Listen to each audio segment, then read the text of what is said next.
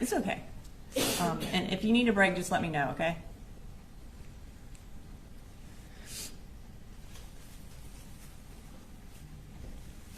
I was the first person out, so once the police officers came, I went out the classroom, and I remember seeing Christian, and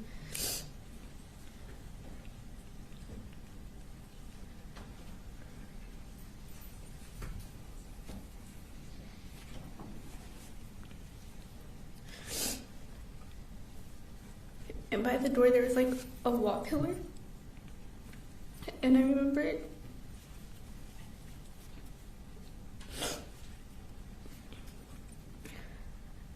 they sat me down, and that's when I had to call my mom.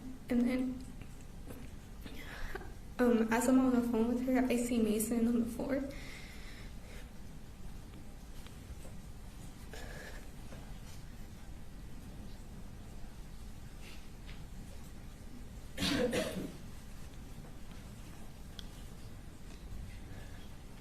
Did they take you to the hospital? How did you get to the hospital? By an ambulance. And where were you shot? On my left shoulder. Okay. Do you remember about how long you stayed in the hospital? For about less than a week. And did you have to have surgery on your shoulder? Yes.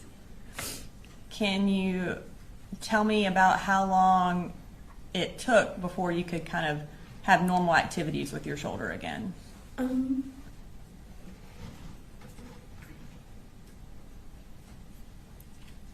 About 6 months. And was there anything that you weren't able to do that you normally did because of your shoulder injury? Yes. Play soccer. And were you on the soccer team? Yes. Did you, kind of as a result of what happened that day, is there anything that is more difficult for you, not talking about physical activities, but emotionally? Like, is there anything that is hard for you now, or that you feel like you've been affected by what happened that day? I feel like just seeing a lot of, just seeing what I saw that day, it just sticks with me.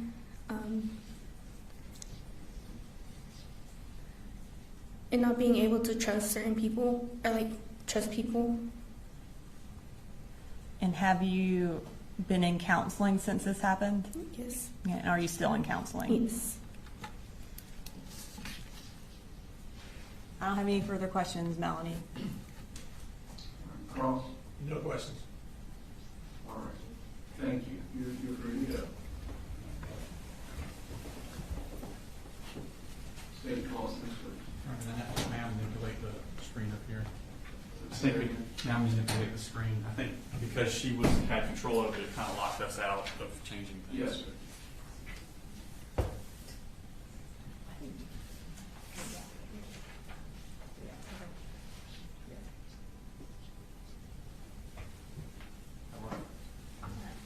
Yes, let me see the program one. Pull up and go. Okay. And Judge, we'll manipulate it from our computer from here on out, because I think once the witness stand touches it, we can't take it down. And the state calls Mary Martin.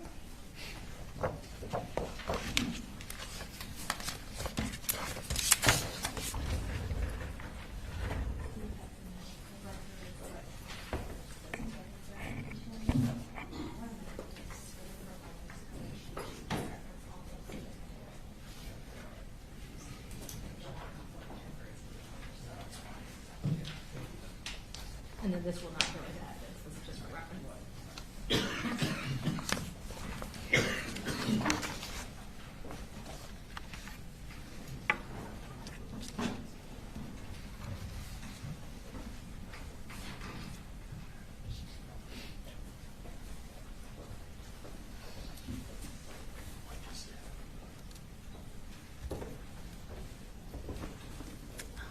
And Ms. Martin, if you'll go ahead and raise your right hand, Do you swear or affirm any testimony you're about to give in the matter now pending before the court is the truth, the whole truth, and nothing but the truth, so help you God? Yes. All right. If you can start just by introducing yourself, tell us your name and where you're employed. My name is Mary Grace Talby, and I'm employed at Children's Healthcare of Atlanta at Arthur Blank Hospital. Okay. And was your name previously Mary Martin? Have you since Yes. gotten married? Yes. All right. And what is your role there currently? Currently, I'm an assistant nurse manager in the operating room. And were you in a different position in September of 2024? Yes. And tell us what that was. In September of 2024, I was a circulating nurse in the operating room. Okay, and what does a circulating nurse do? I assist with getting the operating room ready for procedures based on what the case is, equipment, supplies, meds. Gotcha. And can you tell us just very briefly your professional and educational background that led you to these positions? Yes. I started with a Bachelor's of Science in Nursing, and then I passed the National Licensing Exam for Registered Nurses, the NCLEX, and then I completed a perioperative program that prepares nurses to work in the operating room. All right. And I'm going to turn your attention to the afternoon of September 4th of 2024. Were you working on that day? Yes. And what shift were you working? I was working 7 a.m. to 5 p.m. And on that date, did you participate in the care of Melanie Delira Castaneda? Yes. What was your role in her care? I was the circulating nurse in the operating room for her procedure. Okay. And did you interact with Melanie before she went into surgery? Yes. And can you tell us a little bit about what you remember regarding her demeanor? I remember she was very quiet, sad, tearful. Okay. And as the circulating nurse, were you also present during her surgical procedure? Yes. And Judge, at this time, we're going to tender into evidence State's Exhibit 70. These are Melanie Delira Castaneda's medical records. We have the business records certification here. And the records themselves are electronic. I also have, which I previously showed the defense attorney for reference, the relevant excerpts from the medical records for the witness to refer to. Any objection to 70? No objection, Judge. I don't think those would go back to the jury. I think they're a little better. All right, we'll discuss all the issues about continuing with this or otherwise.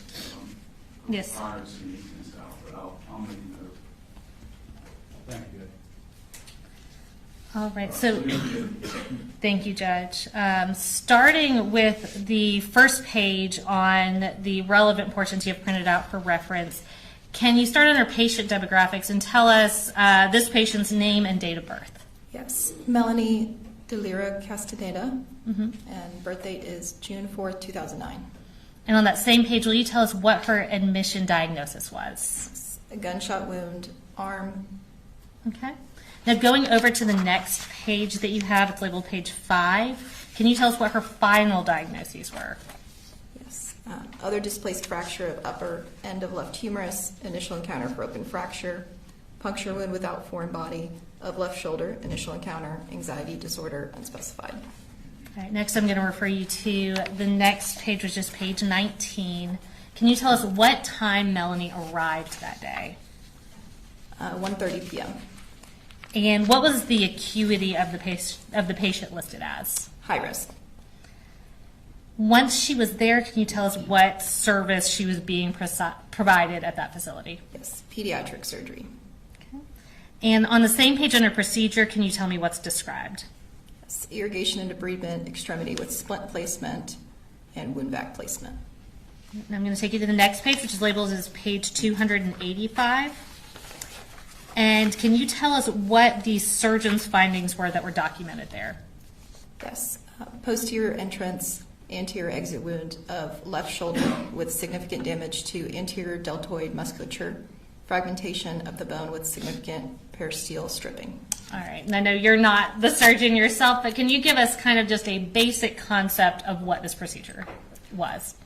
Basic concept would be patient came in with a gunshot wound that came in through the back shoulder and exited through the front without any bullet fragments remaining. Okay. I'm next going to take you to the next page. It's labeled page 23. And did Melanie then have a subsequent surgical procedure 2 days later on September 6th? Yes. And was she still inpatient at that time? Yes.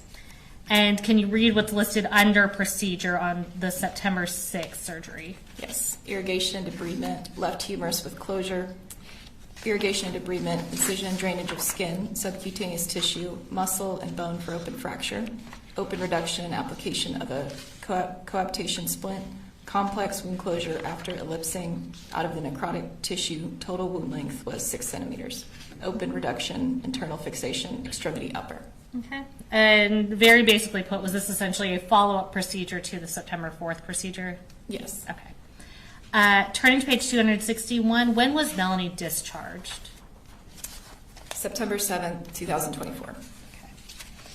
And lastly, I'm going to take you over to page 275. Prior to her discharge, did she have a psychology consultation? Yes. And on the very last page of your reference material, tell us about what Melanie reported regarding her anxiety. When asked about whether patient was feeling more anxious since incident, patient stated, "I have anxiety, but it is worse since I got hurt." Okay. No further questions from the state. The defense may have some questions for you. Cross? No, Your Honor. All right. Thank you, ma'am. You're ready to go.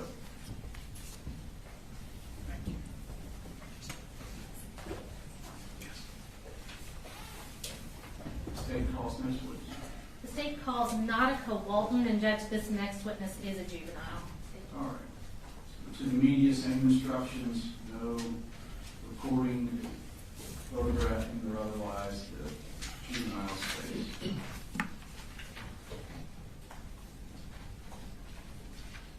I guess more accurately put, was a juvenile at the time.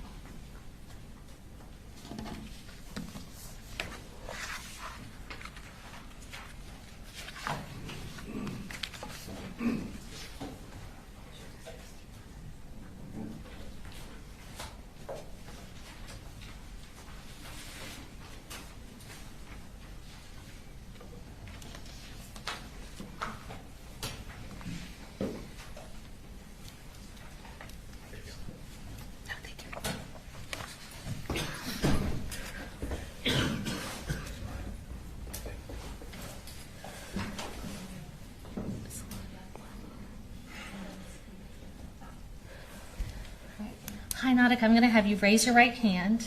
Do you swear to tell the truth, the whole truth, and nothing but the truth, so help you God? I do. All right. I'm going to start by having you introduce yourself, and by that I mean just tell us your name, and if you'll spell your first name, you can put your hand down. My name is Nautica Watson, Nautica. All right. And Nautica, how old are you? 18, Tell us when you turned 18. January 31st. All right. Well, happy late birthday. Thank you. And what school do you go to? Apalachee. All right, Nautica, what grade are you in right now? I'm in 10th. Okay, so were you in 9th grade during the 2024-2025 school year? Yes. And did you also go to Apalachee for that school year? Yes. And were you at school on September 4th of 2024? Yes. Who did you have for second period? Miss Ryan. Okay. And Nautica, we're going to pull up your seating chart from your class, and we just want you to confirm that where we have you on the seating chart is where you were sitting that day. Do you see your name on there? Yes. Okay. And is that where you were sitting on September 4th of 2024? Yes. All right. So Nautica, I want you to tell me about when you first realized something was wrong that day. Like from second period? Yes, ma'am. When I had like entered the classroom and we were like sitting down for a couple of minutes, when I heard like a loud bang, that's when I noticed something was wrong. Okay. And tell us what you remember seeing and hearing after that first bang. When the first bang went off, I remember my teacher falling to the floor, and then Taylor in front of me. I remember seeing her fall down before I turned around and saw there was somebody at the door with a weapon, and then everybody else like fell down to the floor and like kind of ran closer to Miss Ryan and like gathered against the wall. Okay. How long did it feel like there was shooting going on in the classroom to you? I don't really know. It felt like it was like kind of fast, but at the same point, it felt like we were in there for a long time. Okay. And after it stopped, what do you remember? I remember Miss Ryan pulling me, Natalie, and Melanie to the side of the room and checking us to see if we're okay. And I remember Mr. Edwards and Mr. Edwards and Tyler going to the door to like barricade it. I remember Melanie, she had blood all on her arm. I remember her blood was like getting on the side of me because I was like kind of like laying on the side of her. And take your time, Nautica. I remember my teacher telling me to stay awake because I was really, really tired and I couldn't keep my body up. I remember Natalie laying on the floor saying that she was hit and crying with a big puddle of blood. And I remember just really like, I felt like a really hot spot at the bottom of my leg. And then I reached down and noticed that I got hit. And then my friend Brittany took off her jacket and wrapped it around my leg. And then I passed out after that. Okay. And Nautica, were you able to, or did you try to call anyone? I called my mom a couple times as soon as it happened. Our book bags were still at our seats. Usually when we first enter the class, Miss Ryan takes them up and put them behind her desk. But that day, me and Brittany kept our phones in our book bag. So after the incident had happened, I asked Brittany to get my phone while everything was going on because I couldn't move my body. I remember her crawling on the floor to go get it and bringing it back to me. And I called my mom several times, but I couldn't hear anything because everything was so muffled. Okay, so were you having trouble hearing after the shooting? Yes. Okay. And I'm going to show a few pictures to you. Did you look at these pictures before to make sure you recognized them? Yes. Same ones. And are those accurate pictures of your clothes that day? Yes. All right. Judge, we would tender into evidence States Exhibits 94 through 97. No objection. 94 through 97 are good. All right, and what we're going to do, we're going to pull up versions of that picture on the screen so everybody can see, and we're just going to have you tell us what we're looking at. Those are my jorts. Okay. And did they have to cut those off you when they were providing you medical assistance? Yes. Okay, and we'll show you, and that's 94. We'll pull up the next one. Is that the back of those same shorts? Yes. Okay, and I see a mark on there. Is that blood from your injury? Yes. Okay. And then we'll pull up 90, that's 95. We'll pull up 96. Is that a closer picture of those same shorts? Yes. And we'll pull up 97. And is that the inside of those shorts, that same spot from the injury? Yes. Okay. And Nautica, do you remember how you left from the school? I remember being like drunk, like dragged out in the hallway. I was kind of in and out of it, but I do remember like them cutting, like the emergency people like cutting up my clothes and like putting this like really tight bandage around my leg and then putting me on a stretcher and carrying me out to the ambulance. And then once I got out there, I passed out again. And I woke back up when I was in the ambulance and we were driving. All right. And who else was in the ambulance with you? Melanie. Okay. And this injury to your leg, does it still affect you to this day? Yes. Tell me how. I can't play any sports because it messes with my nerve. My leg gives out sometimes. I have like random flares. When it's really cold outside, it's like kind of hard for me to function because like my leg gives up sometimes and stuff like that. So I don't do sports or anything. Okay. And is that something that you used to enjoy doing that you haven't been able to do? Yeah. Okay. How has this affected you mentally and emotionally since this happened? I'm very paranoid. I don't like being in front of the doors at school. I don't use the bathroom at school. I always stay with somebody very closely. After the incident happened a couple months after, I had nightmares, like mostly every night. I say I became kind of more distant from my friends, and I kind of became more depressed and like sometimes wanting to harm myself. All right. I don't have any more questions for you, Nautica. Thank you so much. I'll come get those pictures from you. Carlos? No question. All right. Thank you. State calls next week. State calls Nick Ridge.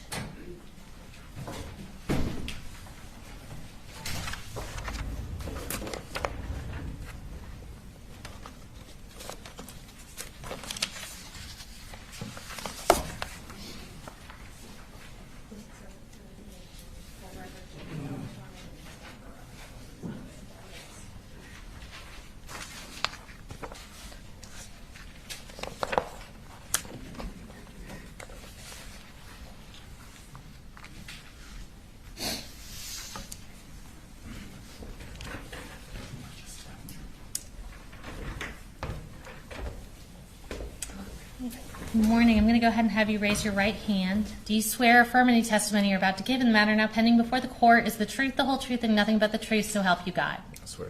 All right, you can put your hand down, and if you'll just introduce yourself to the jury and tell us where you're employed. My name's Nick Ridge, and I work at Northside Gwinnett in Lawrenceville. Okay. And in what capacity do you work in Northside Gwinnett? I'm a registered nurse. All right. How long have you been a registered nurse? March of 2020, about 5 years. And where did you go to school? Nursing, I did Augusta University. Okay. And what are your current duties as an RN there? Currently, I'm a critical care float nurse, so I work in the ICU and the ER. And were you working there in the same capacity on September 4th of 2024? No, at that time, I was a team lead in the ER and a trauma nurse. All right. Turning your attention specifically to the afternoon of September 4th of 2024, were you working on that date? I was. And what shift were you working? 7A to 7P. And did you participate in the care of Nautica Walton? I did. All right, I'm going to introduce under the business records exception into evidence Nautica Walton's medical records. The records are electronic on the hard drive. This is State's Exhibit 93, and this is the business record certification. And I'm going to provide for your reference some printed out relevant portions from those records. Any objection to that? Same objection, Judge, as to going out to the jury. We'll discuss that later.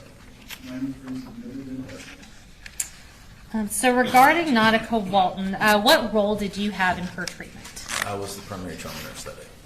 All right. I'm going to get you to speak up just a little Sorry. bit. You're fine. There's a microphone right in front of you. So referring you first to that first page is labeled page 5 of the records. Can you give us her full name and her age as of September 4th of 2024?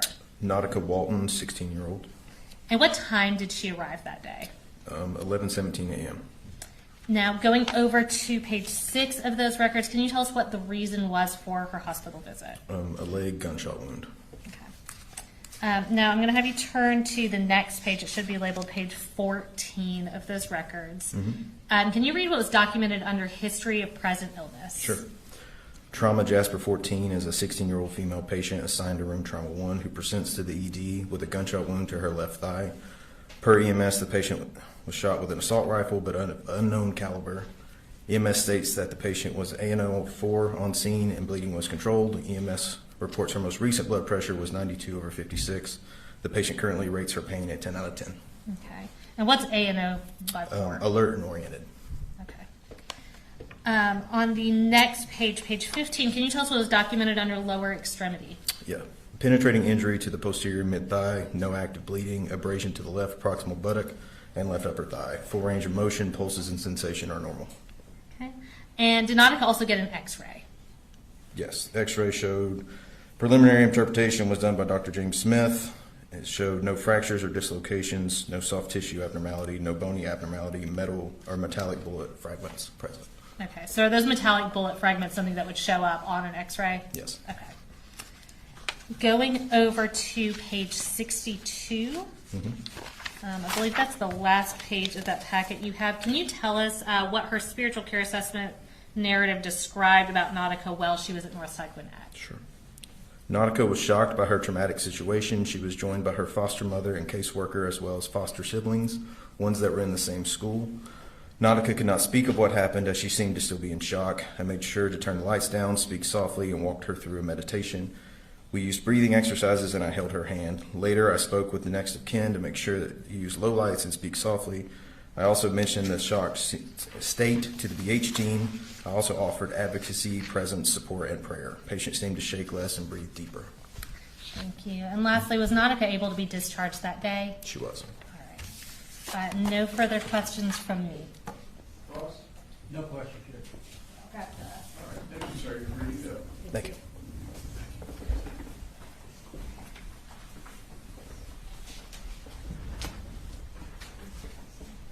State calls next, please. The state calls Taylor Jones.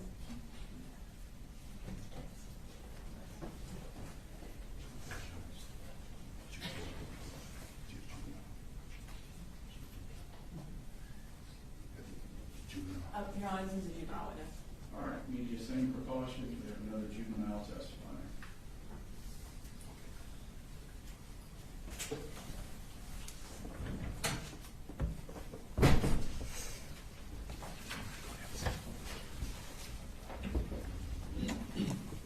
All right, Taylor, I'm going to ask you to raise your right hand. Do you swear to tell the truth, the whole truth, and nothing but the truth, so help you God? Yes. Can you introduce yourself to the jury? And by that, I just mean tell us your name. Taylor Jones, And how old are you, Taylor? 16, And when did you turn 16? October 14th, Of 2025? Okay. And what school do you go to? Apalachee High School. Were you at Apalachee High School during the 2024 and 2025 school year? Yes. And what grade were you in? 9th.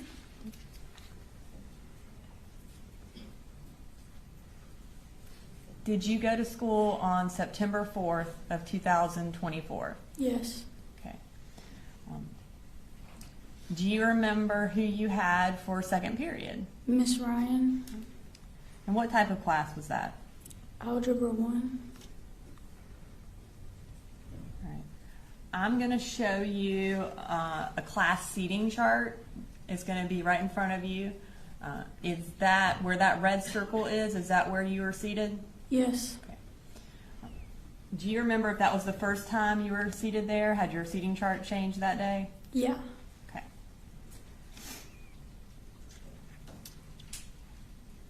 On that day, while you were in class, do you remember kind of what drew your attention to something being wrong? Something like in my body just like told me to look at the door, and then, yeah. So something told you to look at the door. What happened when you looked at the door? There was a kid standing there with a gun. Did you know who that was? No, Had you ever seen him before? no. What do you remember about what he did? He like stood there and then he started shooting at us. What did you do when the shooting started? We all jumped to the floor. Do you remember when you realized that you had been shot? Yeah. And tell us about that. After I got shot, I turned to my friend Landon and I asked him to hold my hand because I was scared. And did he hold your hand? Yeah. Where were you when you asked him to hold your hand? I was in the classroom floor. What do you remember about being on the floor? Did you stay conscious or did you pass out at some point? I passed out at some point. What was going through your head when this happened? I don't remember. Do you remember being afraid? Yeah.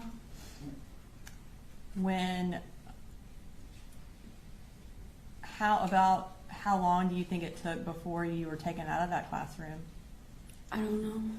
Did you stay kind of unconscious until they took you out? Yeah. Do you remember where you went after they took you out of the classroom? They put me in a helicopter and I flew to Grady. Where were you shot? In my leg. So you went to Grady Hospital in Atlanta? Yeah. Do you remember how long you had to stay at Grady Hospital?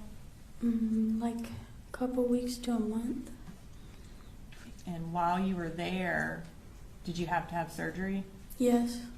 Was it more than one surgery? Yes. Do you know how many surgeries you had to have? No. Since you were hospitalized that first time, have you had to be hospitalized more than that? Yes. Do you know about how long you've had to spend in the hospital since September 4th? I spent like months. Months? How have your activities been limited since you were shot? I can't really do any of them anymore. What activities did you used to like to do that you can't do anymore? I used to play volleyball. Were you on the volleyball team at school? Yes. And have you been able to go back to the volleyball team? No. Do you still have any physical difficulties? Yeah. Tell us about those. Like, it's like hard to walk and I can't like move my foot or anything really. Are you still getting treatment? Yeah. What kind of treatment do you still get? I go to physical therapy and then I get like Botox shots and just like shots that help my pain. When have you been able to physically go back to school? Yes. When were you able to go back to school? I went back the first day The first day of this school year. of this new school year? So you were out for about a whole year? Yes.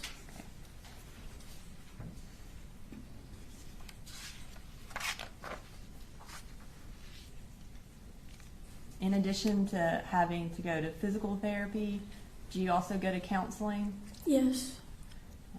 So beyond the physical injuries you've described and your physical limitations, can you tell us about how else this has affected you? I don't know. Okay. And that's okay. Are you nervous today? Yeah.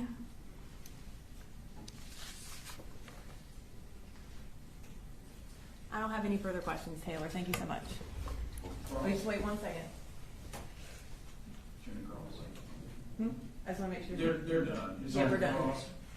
No questions, Your Honor. Thank you. All right, thank you. Can we approach briefly before we go this? Yes, sir.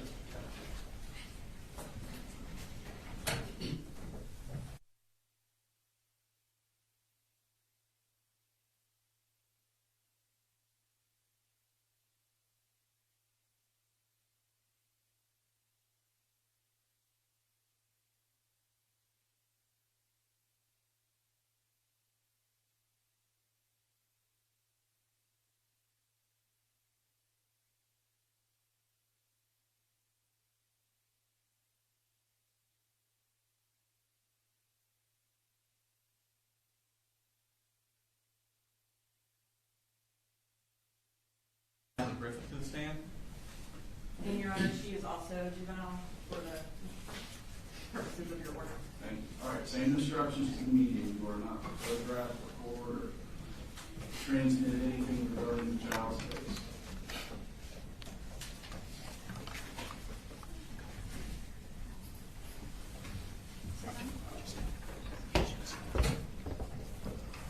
Hey, Natalie, how are you today? I'm okay. Okay. So the microphone in front of you, that's so the lady here can hear you, and that's so these people here can hear you. So if you could speak into the microphone whenever we talk, okay? If you could first raise your right hand. That's good. You swear the testimony you give in this matter will be the truth, the whole truth, and nothing but the truth, so help you God. Yes. Okay, thank you. Could you please introduce yourself? My name is Natalie Griffith. Okay, and Natalie, how old are you? I am 16 years old. Okay. And where do you go to school? I go to school at Apalachee High School. Okay. I want to take your attention back to last year, 2024. What grade were you in? I was a freshman. And for second period that year, who did you have for second period? I had Miss Ryan, my algebra teacher. Okay. And so it was algebra? Yeah. Okay. We're going to put up a seating chart. I want to take your attention to September 4th. Did y'all have new seats that day? Yes. Okay. And there's a circle on that seating chart. Is that where you were sitting on Yes. that day? Yes. Okay. And what were y'all doing that morning in that class? Do you remember? I can remember what happened right before. You don't remember? I can, Okay. to the best of my abilities. I'm pretty sure Miss Ryan was teaching us some stuff, and we were about to group off into groups so that we could practice the content on our own and with each other. And then she was most likely going to then have us come back together to, check our work and stuff. Okay. And as she was giving the instructions, we heard a bang Where did you hear the bang coming from? outside, Okay. outside the door, like around. Okay. What did you do when you heard that bang? I was crocheting. I stood up. I'm sorry, you were what? Crocheting. Crocheting? Yeah, I Okay. do it to give my hands something to do. Okay. I stood up. You stood up? Yeah, Did you look towards the door? I think I did. Did you see anybody at the door? No, it happened really fast. I didn't really process what was happening. Okay. What happened?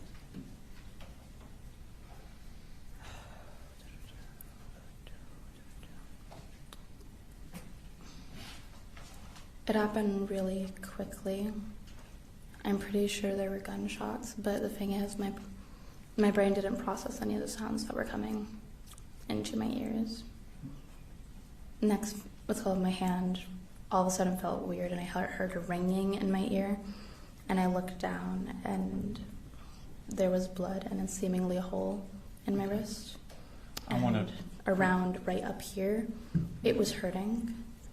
You And I- said that you're speaking softly, so I'm just going to repeat a Sorry. little bit. You said you felt a tingling in your arm, or It was painful, but it felt weird. okay. And It which arm was was- this? Hmm? Which arm was My it? left. Okay. That's the first thing you remember was the pain in your arm, that weird feeling. Yes, it was painful, but it was also like an absence of feeling, Mm-hmm. like something almost frozen off, but not cold. Okay. And what happened after that? Afterwards, I started to scream. I was screaming that I got shot. I got shot. I was yelling that I was When gotten did you shot. first know that you got shot? When I looked down at my wrist and I saw it. What did you see? It was very blurry because it was very quick. Mm-hmm. I think I was subconsciously trying to not. Once I registered that it was blood and what exactly it was, my brain kind of blocked it out. Okay. And I knew what it was. It was a hole. There was a hole? Right. Where in your arm was the hole? Okay. So kind of the wrist and towards your elbow? Yes, and then I didn't know this at the time, but I had also had another one up on around my shoulder. Mm-hmm. So you were shot more than once? Yes, seemingly twice. Twice? Yes. Okay. So you've now noticed you've been shot, and I think you said you were screaming? Yes. What were you screaming? I got shot. I'm a kid and I got shot. Okay. And what happened at that point? It was very quick. I think I fell over, or Miss Ryan was telling us to get down. Mm-hmm. I can't remember anything that anyone really said. I might have blacked out for a moment, but I was at some point. I was on the floor and I was laying down Okay. Where about in the room were you on the floor laying down? on the side of the wall. Okay. Was anyone with you? Yes, Who was with you? Miss Ryan. Okay. And what was she doing? She was holding my hand. I'm pretty sure she made a tourniquet. I wasn't really looking because I was trying to not see it. Mm-hmm. I think she was making a tourniquet, or she was covering my hand so that I wouldn't see it. Could you repeat the question? That's fine. So you're laying there by the wall, and Miss Ryan's with you. Yeah. Do you move away from that wall before anyone, like medical people, get there? No, I couldn't get up. Okay. Did you see I blacked anything out else for a that bit. was happening around the room while you laid there? Yes, but also no. I was kind What do you of. remember? I remember afterwards when things settled down, Mhm. I was looking around the room. I saw the plushie that I would use, what's it called, as like a fidget toy, Mhm. across the room, and it was laying down, and there was a splatter of blood on it. A fidget toy? Yeah, I saw I saw Coach Edwards, and I think Tyler. I'm not sure. They were barricading the door, moving desks and chairs in front of it. Okay. And I remember when the police got in. Okay. I heard a bang. They were banging on it, and then finally they got in. Okay. How long was it before the police came in? I can't tell you. Okay. It was like time stopped. Okay. Everything was moving very quickly and slowly. Quickly and slowly? Time was seemingly moving quickly, but to me it was very slow. Okay. So the police come in. What do they do? They looked around. At that point, I kind of went off on my own. Do you mean And physically or mentally. Mentally. And the next thing I know, they were picking me up by my arms and legs, and they were taking me out and putting me on a stretcher. Okay. Did they say anything to you while they were doing this? Yes. What kind of things were they saying? I can't remember. Okay. Were you saying anything to them? Yes. What were you saying to them? Mainly sarcastic things. I was trying to distract myself. What type of things were you saying? I remember my Crocs. They were starting to slip off, and I asked one of them to try and push them back on, but I didn't communicate that correctly, and so I instead ended with them like thinking I wanted them to take them off, so they were thrown across the room, and I thought I would never see them again. They took your Crocs off? Yes. Okay. Were you worried about anything while Yes. they were doing it? What kind of things were you worried about? My friend, Lorelei, she was only her class was only around the corner, and I was worried Okay. that her class had also gotten shot, and I was also worried that I was going to die, and how that would affect my parents, Okay. because my dad has a heart problem. Okay. Did they put any sort of what did they do to treat you there at the school? They put a tourniquet on me. I know they gave me pain medicine. They talked to me. The paramedic that was with me, they talked to me, and it helped me. It helped distract me. Okay. How did you leave the school? By an ambulance. Okay. As you were leaving the school, did you see anything? Leaving the school, Mm-hmm. not the Being building. taken out of the building. Taken out of the building. Yes, I saw Colt Gray. He was on the floor with his hands behind his back. Had you ever seen him before? No, Okay. Did you know who he was? no. Okay. I remember thinking. What did you think when you saw him?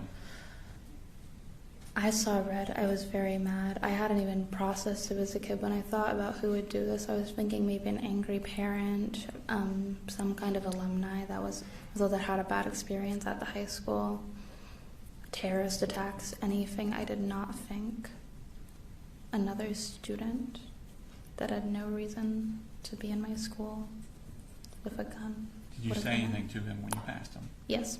What did you say to him?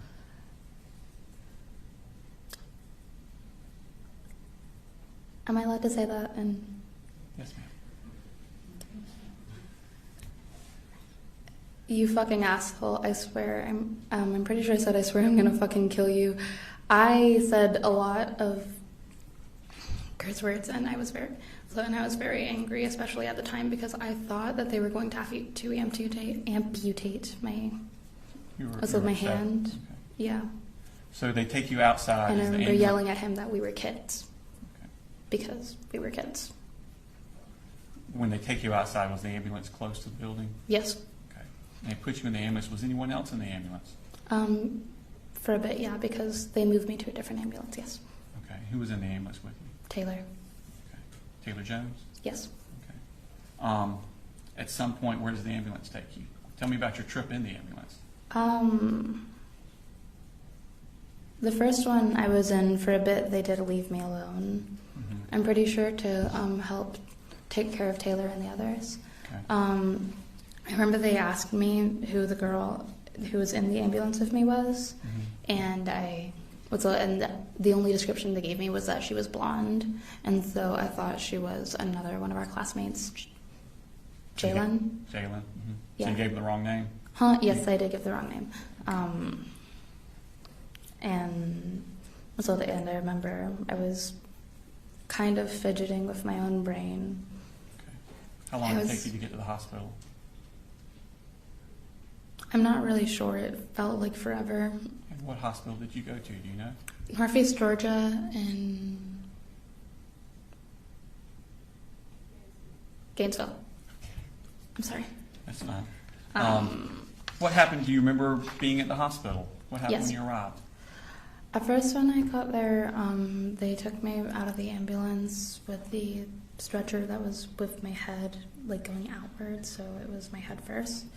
They took me to an ER, and I remember they were assessing me. There was there was a chaplain there, and she said how she was a chaplain and how she was pretty much there to act as like my semi-guardian while my parents were there. Had your parents arrived yet? Do you know? No, I'm not sure. My parents had been informed yet. I don't really know, but they weren't there, at least while I was conscious. Okay. Did you have any surgeries? Yes. Okay. And how long were you in the hospital after the surgery? About a week. About a week. And do you know what types of surgery you had? I don't know the exact names of them, but I do know what happened, and I semi know what happened with them. Okay. Did the doctors kind of explain to you what they were doing? Yes. What did they explain to you? On September 4th, they didn't explain what they were going to do or what they were doing. I didn't meet the doctor that operated on me until afterwards. Okay. And what did he tell you he had done? I can't really remember the exact medical terms. I know they had I don't tried need medical some terms, things, just but I need teenager terms. they had. What was your placed- understanding of what they had done to you? They had taken some cadaver nerves out of someone else and given me and grafted them onto mine because I had a big because my nerves were severed. Okay. The one that was in around my wrist, and also we didn't figure this out until a couple months later, but also one up my median nerve, I think is it's called, up around my shoulder was also. Okay. You said you were They in the closed it and they fixed it. You said you were in the hospital for a week after that surgery. Did you have other surgeries during that week? No. Okay. When you came, did you come home after that? Yes. When you were home, was there any issues with your arm? How did your arm feel? How were you able to use your arm? I couldn't, and I didn't feel it. Okay. Were you in a cast? No, because they had to. I had gauze and stuff, and it had to be changed out every day. So I wasn't ever in a cast. I was in a brace/splint, Okay. and they'd have to unwrap it daily, so that way. Were you able to use your hand? No. Okay. It was after the surgery. I had to look at my arm just to know that it was attached to my body. I was about to ask, could you feel your arm? No. What's it called? It wasn't.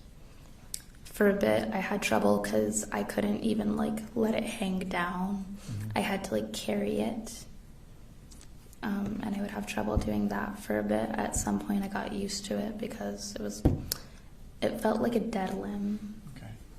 Were you able to go back to school during this time? Right after you got out of the hospital? No, and the schools weren't open yet. Okay. Did you ever have to go back for a follow-up surgery? Yes. How long after you came home from the first one did you go back to the follow-up? My second surgery was on September 2nd, 2025. So a year later? Yes. Oh, okay. They wanted me to heal as much as I could by myself, before they went in, and they did anything else, because if I could heal by myself, they didn't want to put me through the... Okay. Well, then let's go back a little bit then. During that year, did it start getting better, your use of the arm and the feeling in your arm? Yes. Okay. Tell me about that. Tell me about that. So for, I want to say maybe 2 or 3 months, I couldn't really do anything with my hand. I had to have to use my mouth as like a second hand. You used your mouth as a second hand? Okay. Yeah. I can't tell you exactly how many months from the shooting had been till I was able to move I could semi-move my fingers afterwards, but it didn't feel like it. Like my brain was sending the signals to my hand, and they were receiving them, but I couldn't really tell. It felt like they weren't moving. And it wasn't until I look at it and I'd see that it was moving that I knew, like, oh, that is working. Were you doing physical therapy at this time? Yes. What kind of things were you doing for physical therapy? It was a lot of stretches in the beginning. I couldn't physically move my hand. I couldn't move my wrist until maybe 6 months, maybe. I'm not sure. That's probably not the right time span. I couldn't move my wrist at all by myself, moving it up or down. Okay. And so at some point you went and had this second surgery in Yes. September 2025. Yes. What were they telling you they were going to do? They took sural nerve from my left calf, a sensory nerve that I didn't really need, and they mixed it in with the cadaver nerve graft they had given me on September 4th, because since it's sural nerve, it's on foreign DNA. Okay. And so my body was less prone to reject it. Since it was yours, it was. Okay. Yes, because I'm the cadaver nerve. How long did you stay in the hospital after that surgery? I left the day of. Day of. Okay. Yes. Since that time, have you noticed a difference? Has it been getting better? Yes and no. Okay, well, tell me about the yes first. I'm using my hand more. Even if you see now, I'm actually fidgeting with my hand. Okay. Before, it would just kind of sit off to the side, or I'd sit it in my lap and only use my right hand. Okay. I'm able to use it more now. Can you feel better? But also, Can you feel your fingers better than you did before the surgery? I want to say yes. It hasn't been long enough really to see any effects. The main thing that I notice after the surgery now is it's now fully healed, because after the surgery it was a lot of waiting, just for it to close up and me to get back to what I was doing before I had it. Okay. And then I want to say I use my hand more now. Okay. And you also said no, it's not better in some ways. What was that? Just that I can't see, like how people's their faces change a lot over time, but you don't really notice that change in your face, but everyone else will. Okay. Just because I'm living with it every single day, I don't really notice because it's gradual and small over time. Today, are there limitations of what you can do with that? Yes. hand? And what are those limitations? I can't text. I can't move my thumb outwards, which you use a lot. Opposable thumbs are important. Yeah, I don't have an opposable thumb. My thumb can go like that. I don't have complete independent finger function. If you see, I can't move my fingers. So you can't move one at a time?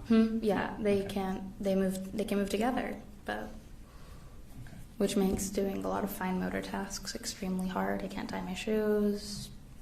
How stuff about like that. pain? Is there any pain today? Today, no. It was after the shooting, I had a lot of pain, and it slowly quieted over time. When I do have it, it's not constant and consistent. It's sharp and sporadic. Trying to think of an analogy, but I can't find one.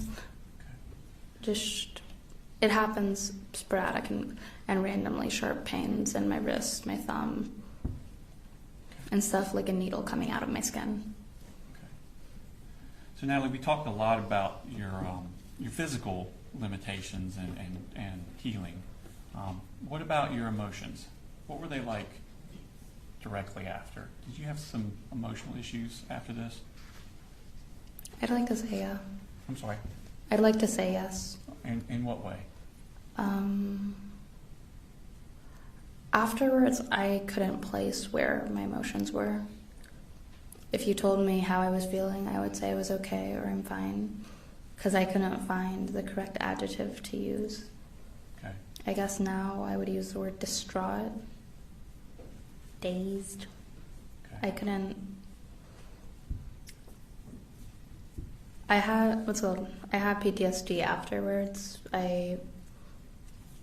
Even now, my brain now goes to worse possibilities, and just everyday things. Driving, I think someone could crash into our car right now, send us flying off the road, and we could all die.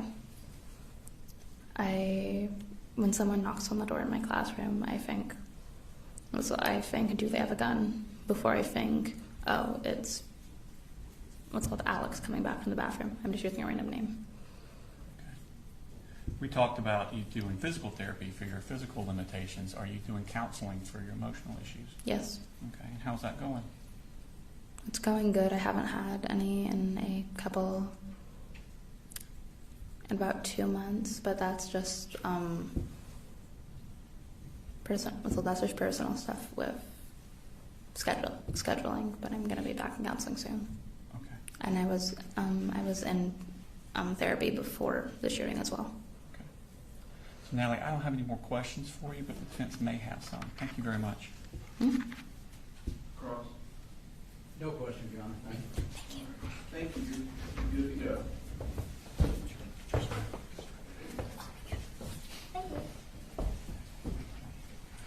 Call us next witness.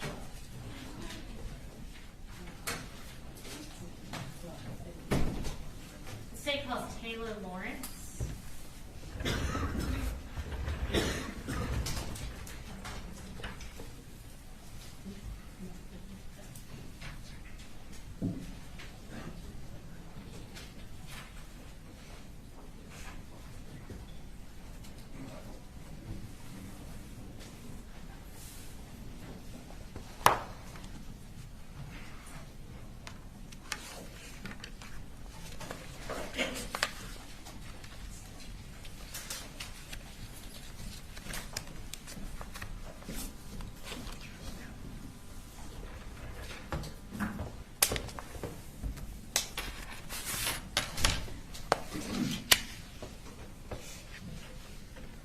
If you'll go ahead and raise your right hand. Do you swear or affirm any testimony you're about to give in the matter now pending before the court is the truth, the whole truth, and nothing but the truth, so help you God? I do. All right, you can have a seat. And if you want to start just by introducing yourself to the jury, tell us where you're employed. I'm employed with Georgia Bureau of Investigation. My name is Taylor Lawrence, and I'm a crime scene specialist, special agent. All right, and what GBI office are you out of? I'm out of Region 8, Cleveland. Okay. And even though you work out of Cleveland, did you provide assistance in the Apalachee High School shooting investigation on September 4th of 2024? I did. And how did you become involved with that? I interviewed Natalie Griffith. Okay. And where did you respond to do that?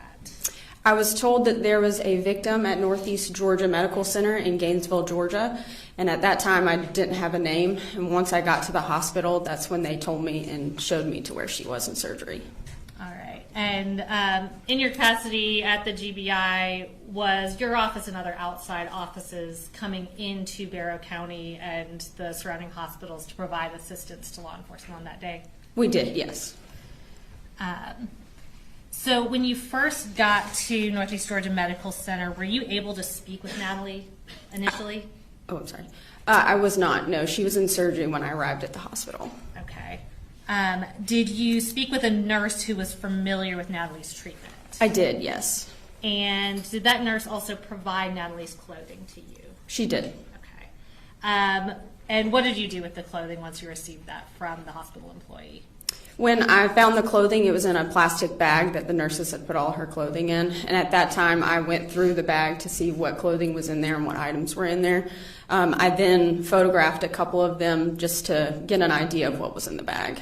Okay. And was the clothing subsequently put into evidence? It was, yes. Okay. Even though Natalie was in surgery when you first arrived, were you later able to speak with her that day? I was, yes. And tell us about what her demeanor was like on September 4th.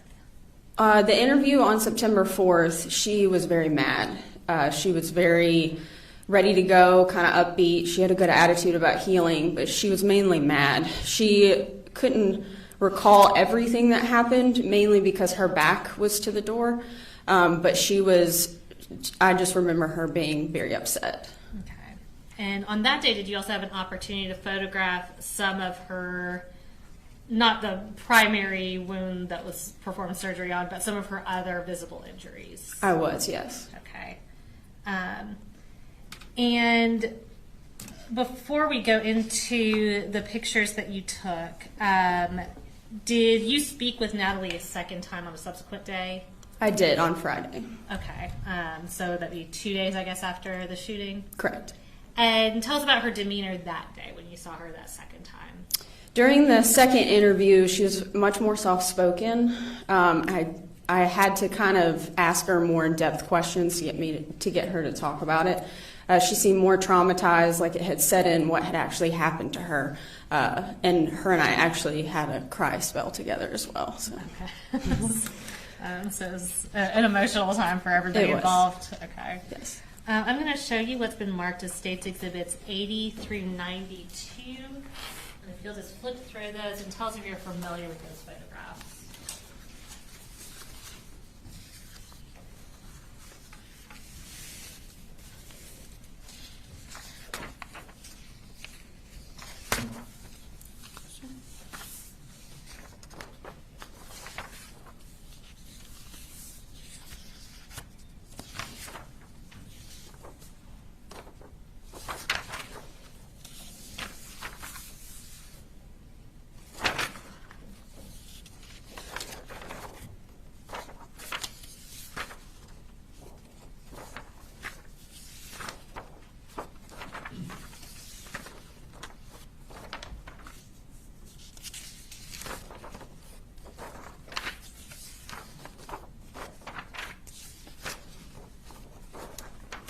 Yes, I am. These are photographs I took.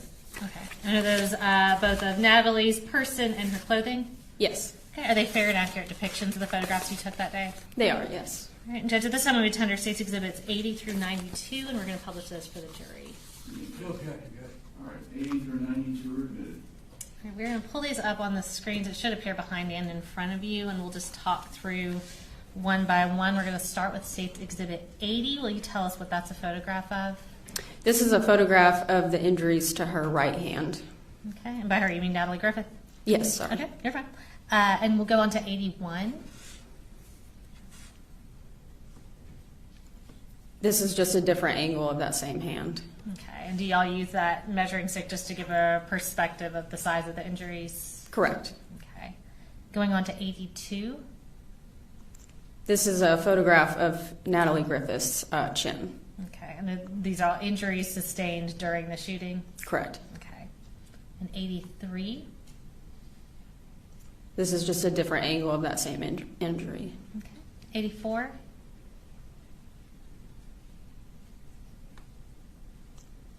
This is a photograph of her chin and then as well as injuries to her chest and neck.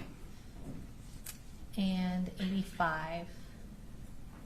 This is a photograph of the jeans she was wearing when she was shot. And 86. This is a photograph of the back of the jeans. Okay. And 87. This is a photograph of the t-shirt that Natalie was wearing when she was shot. Okay, and we see the damage done to the shirt. Is it your understanding that damage is from the shooting? I believe part of it is EMS. When they responded to her, they cut some of the shirt, but that is the area where the bullet wound was, and then there's also a hole near the neckline as well that is a bullet defect. Okay. And 88. This is the neckline bullet defect. All right. And can you point on that screen behind you? I know it's kind of hard with the black shirt where that defect is. Perfect. Thank you. And 89. This is a photograph of the inside of the t-shirt. I'm just photographing all sides of this defect. Okay. States 90. This is the bra that Natalie was wearing. Okay. And 91. This is a mid-range view of a bullet defect in her bra. Okay. And 92. And here I'm just showing how large the hole was. And I do not have any additional questions for you, but the defense may have some. I'll come grab this. No question, John. All right, thank you. Here you go.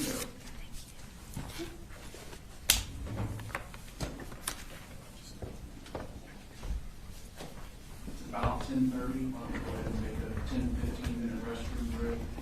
Discuss the case. Do your research. Recess for 10 to 15 minutes.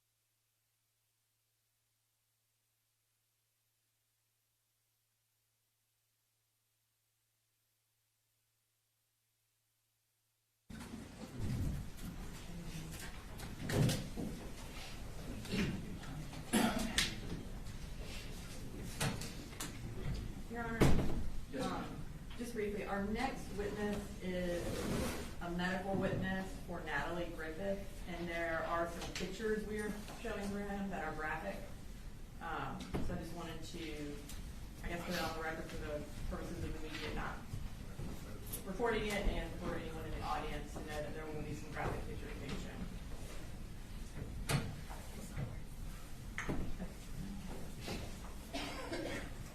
Are these are from the hospital? Yeah, the hospital took the pictures. Yes. Just trying to remember. I'm a little concerned about the photographs of the minor even being shown. So, As in, they're prohibited from showing photographs of a minor? well, I'm just And when you concerned said, that you mean the state from admitting them into evidence? or- I don't mind the jury seeing them, obviously, but to report those, to for them to film those photographs of a minor and show them on the news, I think would be inappropriate. I think it still is. And I mean, I can always just, I guess, have the medical records go around with the jury, but is there a way to blank that screen out and just have those screens show? I thought there was, but apparently there's not.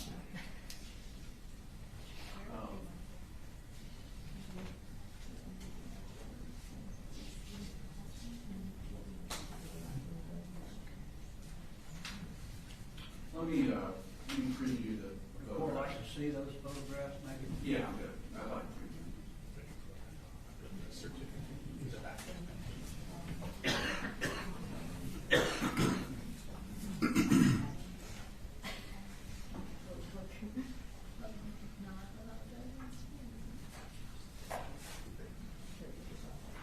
Yes, my problem is we're very cautious about showing their faces, but there's no problem with showing their injuries.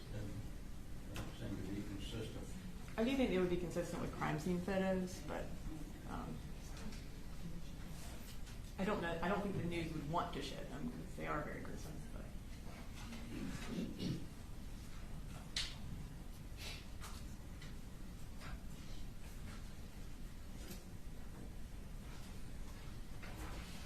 All right.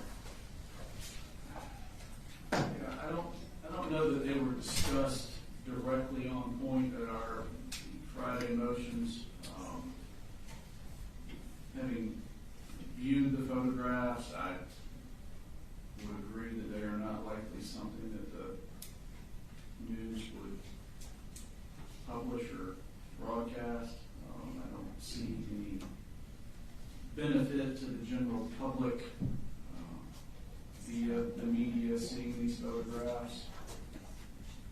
So I'll go ahead and direct the media not to record or transmit the photographs, as at least a couple of them are very, I'll use the word gruesome.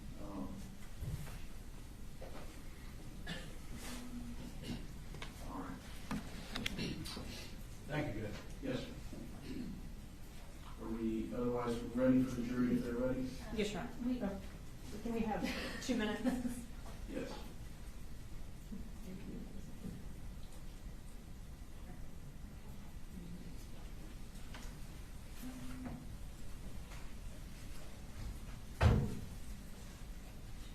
And Ms. Brooks, is this your witness? Yes, Your Honor. If you just want to make some sort of cautionary statement to the jury right before you Yeah. publish them, just.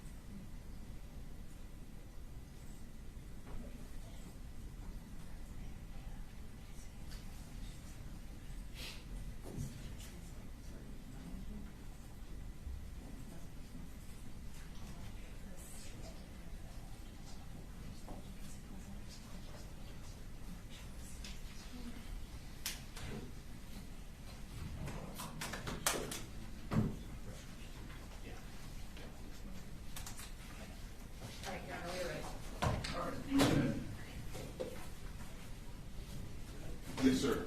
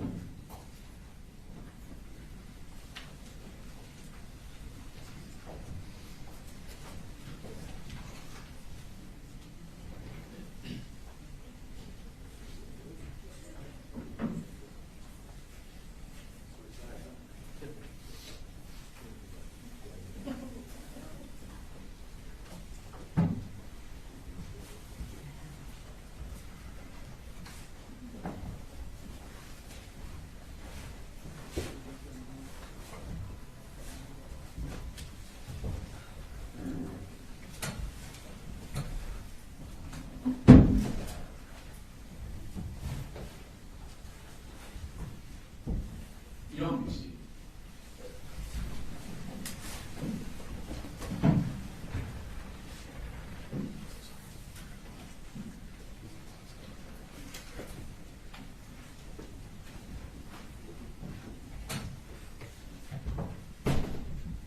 Sorry, we had a minor technology issue we had to work out.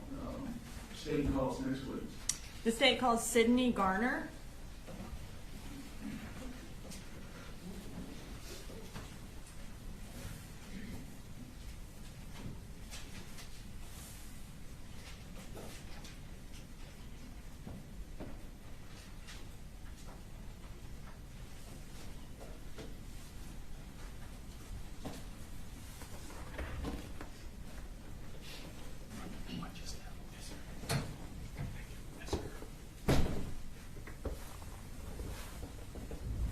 All right, Mr. Garner, can you go ahead and raise your right hand? Yes, ma'am. Do you swear to tell the truth, the whole truth, and nothing but the truth so help you God? Yes, ma'am.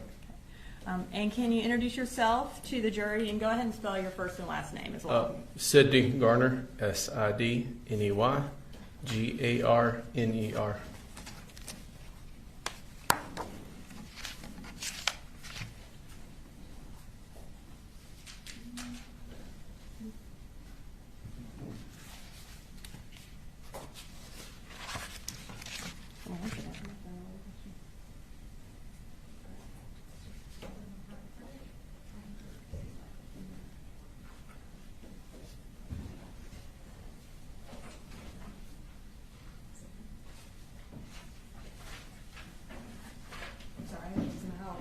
Thrown away your questions. All right, so tell us what you do. I'm a registered nurse at Northeast Georgia Medical Center in Gainesville in the emergency department. Okay. And how long have you worked in Gainesville? I've been in Gainesville for 10 years. And have you worked anywhere else as a nurse? Not as a nurse. I was a paramedic for 10 years prior for Gwinnett County Fire. Okay. Can you tell us about your education that, I guess, allowed you to be a nurse? I received my undergrad at the Alabama. That was my BSN. Then I got a master's at the University of Alabama at Birmingham. Okay. And they still let you work in Georgia? Yes. All right. So you said that you were fireman and EMT prior to becoming a nurse? Yes, ma'am. In that profession, did you have the occasion to come across emergencies, gunshot wounds, that sort of thing? Yes, ma'am. Okay. About how many of those types of incidents where there was a crime committed or someone had been shot did you come across? Countless. I couldn't put a number on it. Yes, ma'am. Now, you indicated that you work at Northeast Georgia in Gainesville, and you indicated that you are an emergency room nurse. Can you tell us what that means? Like, what do you do? I'm currently an assistant nurse manager. I've got 30 employees under me in the department. I'm also one of 18 shock trauma nurses in the department that has specialized in trauma and shock patients. And tell me how that differs from being a regular ER nurse when you're dealing with shock trauma patients. Specialty training, extra meetings every month as well. Okay. And is there a shock trauma nurse on every shift? Yes, ma'am. Okay. I'm going to turn your attention to the afternoon of September 4th of 2024. Were you working on that date? Yes, ma'am. And what shift were you working? I work 11 a.m. to 11 p.m. And what was your role on that shift? My role in that shift was team lead that day. I was over what we call the A area, or our trauma area in the department. And as team lead, what is your job? My job was to oversee the nurses, 4 nurses in that zone, to oversee 10 patients in that area as well. So was there a separate shock trauma nurse on duty? Yes, ma'am. Okay. Did you participate in the care of Natalie Griffith that day? Yes, ma'am. And how did you end up participating in her care? I was the lead charter in the room when she arrived. Okay. And did you sort of take over the role of shock trauma nurse as well? Yes, ma'am. The shock trauma nurse that day was a newer nurse, and the charge nurse had asked me to take on that position due to the news of a potential shooting in the area. And was that kind of based on your previous experience as an EMT and firefighter that you could Yes, handle ma'am. this type of situation? Yes, ma'am. What do you remember about Natalie's demeanor that day? I remember her coming when she came in. She was calm, especially for a 15-year-old. And was she asking for anyone or doing anything? She asked for her mother multiple times. At this time, I'm going to go ahead and introduce into evidence State's Exhibit 79, which are Natalie Griffith's medical records. And we're introducing them under the business records exception. Okay. All right, 79's admitted. Thank you, Your Honor. And I'm just going to hand these to you in case you need them when you're Yes, answering ma'am. questions.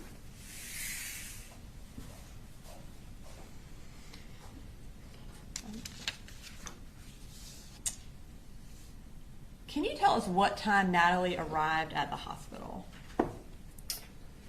Natalie was registered in the emergency department at 12:01 And how was she transported there? by ambulance. Did you participate in assessing her when she arrived at the emergency room? Yes, ma'am. And how old was she? Natalie was 15. Can you describe what her injuries were? Yes, ma'am. Natalie had appeared to what be a graze wound across the top of her left breast, a penetrating wound to the upper left arm on the medial and lateral side, also a large wound to the left wrist. And when you say graze wound, can you tell us what you mean by that? It appeared something had cut through the tissue of the top of the left chest. It did not penetrate in, but it was kind of filleted open. And can you tell us what you mean by penetrating wound? What we assumed to be a GSW at the time, a gunshot wound. And I think you indicated that there was a lateral and then... Yes, ma'am. There was a wound to the medial side of the arm and the opposite side of the arm. And in terms potentially a entrance and exit wound. Okay, so an entrance and exit wound of a gunshot. Yes, ma'am. And you also indicated there was another wound on her wrist. Yes, ma'am. And what was the cause of that wound? Most likely a GSW. And again, GSW is shorthand for gunshot wound? Gunshot wound, yes, ma'am. Is that a term that y'all use? Yes, ma'am. Based on your training and experience both as a shock trauma nurse as well as a fire and EMT, are those types of injuries painful? They are very painful, yes, ma'am. And based on the location of the gunshot, was it possible that Natalie could have lost the use of her arm? Potentially, yes, ma'am.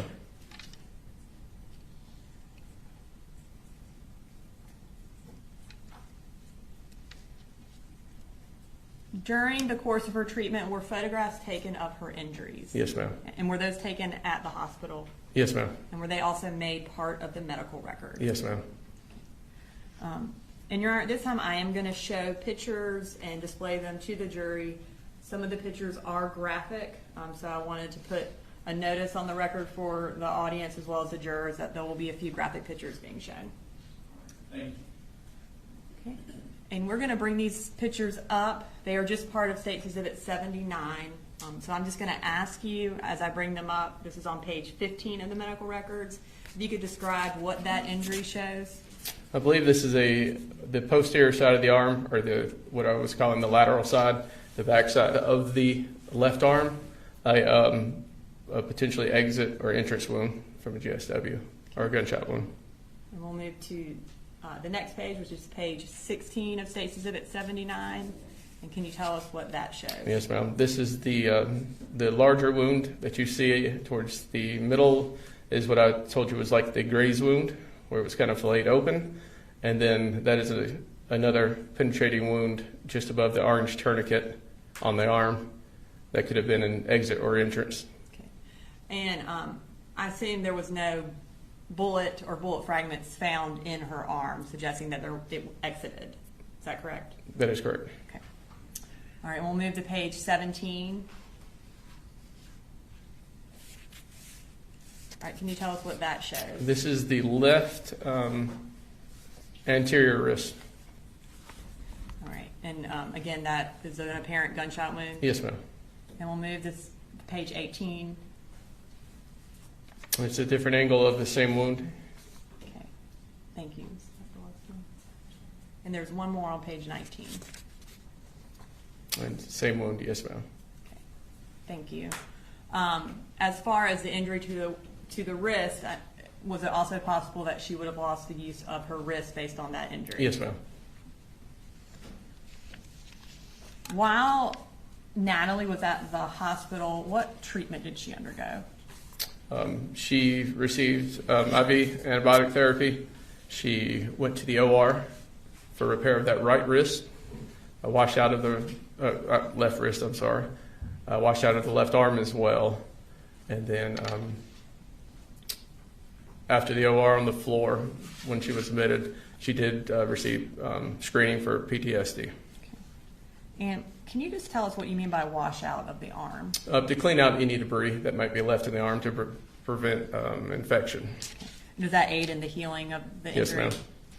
You also indicated that she was screened for PTSD. Yes, ma'am. And what was the result of that screening? The result was positive. And that means that she had screened that she did have PTSD? Yes, ma'am. And can you tell us when she was discharged from the hospital?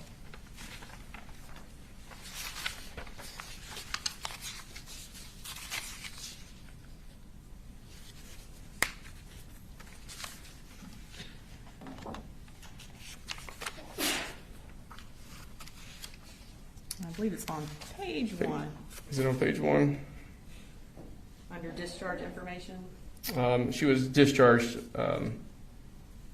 September 25th at 12:39 in the afternoon. Okay. Thank you. Yes, ma'am. I don't have any further questions. Cross? No questions. All right, thank you, sir. Thank you.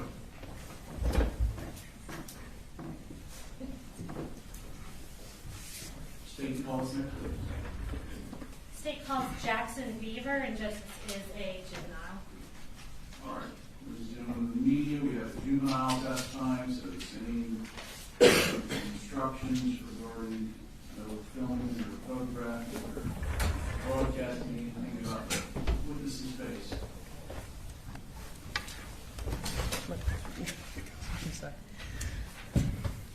All right, Jackson, I'm going to go ahead and have you raise your right hand. Perfect. Do you swear to tell the truth, the whole truth, and nothing but the truth, so help you God? Yes, ma'am. All right, you can put your hand down. And I'm going to start by having you say your name, and if you'll spell your first name and your last name. My name is Jackson Thomas Beaver. Okay. It's spelled Jaxson. Yep. And how do you spell Beaver? Beaver. Thank you. And Jackson, how old are you? I am 16, about to turn 17. Okay. So you're about to turn 17. When's your birthday? June 12th, 2009. All right. And Jackson, did you used to go to Apalachee High School? No, I mean, I was new to the school. You Whatever were new to happened, the school? yeah. Okay. So did you go to Apalachee for a short period of time? Yeah. Okay. And was that your freshman year of school? Yeah, it was. And was that last school year, so 2024 into 2025, that it would have been that year? Mhm. Okay. So let's talk about September of 2024. Were you going to Apalachee then? Yes, I was. Okay. And did you go to school on September 4th of 2024? Yes, ma'am, I did. Okay. Do you remember who you had for second period? I had Miss Ryan. Mm-hmm. And what I'm going to do is we're going to pull up your class's seating chart on that screen in front of you. And we're going to have where we believe your desk was circled. Uh-oh. Hold on. Do you remember where you were sitting that day? Yes. Okay, so why don't you check out that seating chart and you see where your name is circled? Is that accurate to where you were sitting? Yes, it is. All right, thank you. And Jackson, on that day, did something bad happen when you were in Miss Ryan's class? Other than the obvious, nothing. Okay. And when you say the obvious, why don't you tell me when you noticed that something was wrong? Whenever I came to school, I noticed that the Wi-Fi wasn't working Okay. and everything was feeling just a bit off Okay. to me. So you're kind of having an off day going into it? Yeah. Okay. And so you get to second period and you're in Miss Ryan's class, and what happened then? Me and this other kid, we were both reviewing our work, and then the kid came through the door and just started doing everything. Okay. And Jackson, when you say doing everything, what do you mean? He started shooting. Okay. What do you remember noticing when that started? I remember just chaos happening, people throwing chairs, screaming, people on the floor. Okay. Do you remember what you did? I was also on the floor. I was trying to figure out what happened. And if you had to guess in your mind, how long did that shooting go on for? It felt like hours. Yeah. And do you remember at some point that it stopped? I only felt like it stopped whenever everyone was calmed. Okay. And what happened at that point? Everyone was checking up on everyone, seeing who got hurt. Do you remember anything about anyone specific that was in your class? No, not really. Okay. And at some point, did you realize that you yourself was hurt? I noticed whenever I was hurt, if I looked down and I saw a hole in my shorts and noticed I was bleeding. That's when I knew I was hurt. Okay. But I didn't focus that much on it. Gotcha. And how long did it feel like y'all were in the room until law enforcement came? Maybe half an hour. Okay. So did it feel like kind of a long time Yeah. that you were waiting? Okay. And once law enforcement came, what do you remember doing? I remember they told us to put our hands up, and we all did, and they just escorted us outside the class to Hammond Morris's Hill. Okay. And do you remember when they told y'all to put your hands up when you were walking out? Was there anything that was difficult about that for you? I was busy trying to see how much I was bleeding, so it was kind of hard for me to put both my hands up, but I just decided to put both my hands up anyways. Okay. So you were trying to grab your leg at the same time? Okay. And while you were in the room, were you able to contact your family or anything like that? No, I was unable to contact my family Okay. in any way possible. And how were you feeling at that point? Kind of scared, thinking he was going to come back into the room. Okay. And once y'all got out to the football field, was somebody able to look at your leg? Not that I know of. Okay. Everyone was kind of just hugging each other, trying to not understand what was happening. Gotcha. And then before you left that day, were you able to get bandaged up? Yes, ma'am. Okay. And who eventually came for you to meet you at the school? My mom. Okay. and my sister. Okay. Yeah. So tell me, after this shooting happened, was your school closed for a little while? Yes, it was. And once it reopened, did you try to go back to school? Yeah, I tried for maybe 3 months. Okay. And you say you tried. Tell me what that looked like. Every time I went back to the school, I would feel like something bad was going to happen again, and I couldn't wait, and I had to go home, like right Okay. after. All right. So whenever you were going to school, did you usually make it through the day or not make it through the day? I couldn't make it through the day without worrying about what would happen. Okay. And so what did you end up doing? Do you still go to Apalachee now? We eventually just gave up on going to school, Okay. and we were trying to get us back to school. We were trying to get me back to school. Okay. And when you were at school at Apalachee, I know you said you were new to the school since you were a freshman. Had you started with any extracurricular activities? I was in marching band, and I was gonna probably sign up for boxing. Okay. And did you enjoy marching band when you were in it? Yeah, I loved marching band. It was really fun. Okay. So you said that you weren't able to stay in school because you couldn't get through the day. Did that affect your ability to be in the marching band at school? Yeah, it really did. Okay. Because it was also involved with the school. All right. So are you able to do that now that you're not able to go to regular school? No. Okay. Is that something that you miss? Yeah. Yeah. And in your day-to-day life, does what happened to you still affect you, like mentally or emotionally? Sometimes I just forget it happens, but whenever I do, it kind of messes me up a lot. Yeah. Okay. And when you say messes you up, what do you mean? Kind of just like lay in my bed and just let the day go by. Okay. All right, Jackson, I don't have any other questions for you. They may have a question for you. Cross. No question, Jay. All right. You're good to go. Thank you, Jackson.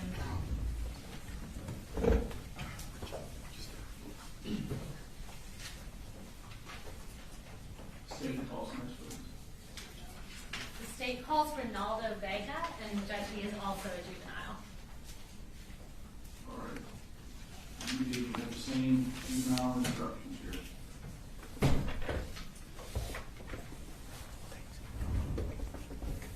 All right, I'm going to start by having you raise your right hand. Put your hand up. Perfect. And do you swear to tell the truth, the whole truth, and nothing but the truth, so help you God? Yes. Okay, and will you introduce yourself, and by that I mean just tell us your name, and if you want to spell your first and last name for us, and you can go ahead and put your hand down. My name is Ronaldo. It's spelled Ronaldo. Okay, and what's your last name? Vega. And how do you spell that? Vega. Thanks. And Ronaldo, what school do you go to? I go to Apalachee. Okay. And how old are you? 16. So what grade are you in right now? Sophomore. You're a sophomore. And so were you also at Apalachee during the 2024 to 2025 school year? Yes. Would that make you a freshman last year? Yeah. Okay. And were you at school on September 4th of 2024? Yes. Who did you have for second period? Miss Ryan. Okay. And we are going to pull up your class's seating chart, and we should have circled where we believe that you would have been seated that day. Can you tell us if that's correct? Yes. Okay. And Ronaldo, is that in the bottom left corner? Is that where the front door of the classroom was? Mm-hmm. Okay. And when you were in Miss Ryan's class that day, tell me when you first realized that something was wrong. After he had kicked the door. Okay. And so you said he kicked the door. How did you know somebody had kicked the door? The door had slammed on like a table that wasn't there. Okay. Like where we write our passes and everything. And that's how we all had like turned around. Okay. So did you hear something before you saw anything? Yeah. And once you turned around, what do you remember seeing? I see Cole with the gun, and he had gloves on that were yellow. Okay. With a scope on it. Okay. And what did he do? He had like shot, I don't know how much times, but he had like shot. Was it a lot of times? Yeah. Okay. What did you do when that happened? I went down to duck, Okay. and I had saw Christian like just sit there, and then afterwards I had seen him behind the door, like covering himself. Okay, and that's Christian? Christian is like right in front. Okay. What happened at that point? He had like went on the ground and covered, like, I don't know how to show you, but he was like grabbing his legs and standing behind the door. Okay.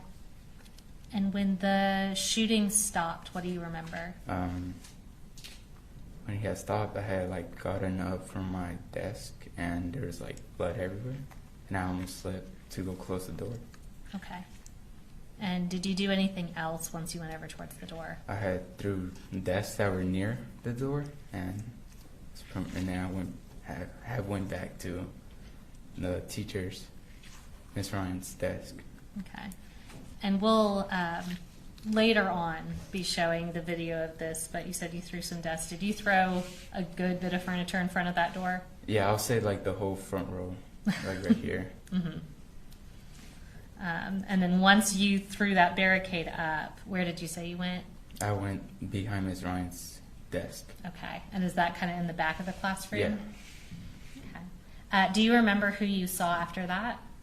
I had seen Candace behind the desk too, and I had seen Taylor on the ground. That's pretty much. Okay. How are you feeling at this point? At this point? Mm-hmm. Shocked. Yeah. Were you able to call anyone? Yeah, I was able to, because they had taken her phones at the start of it, and she had put them in a cart, and that's where the cart was, next to her desk. And so I asked a friend to give me the phone, and I had called my parents. Okay. Were you able to speak with them? Yes. Okay. What do you remember as far as when law enforcement came? A girl was screaming that he was dead, and not saying who it was, but just screaming someone was dead. And that's pretty much. Okay. Did you know who she was talking about? No. Okay. Did law enforcement take y'all out of the room? Yes.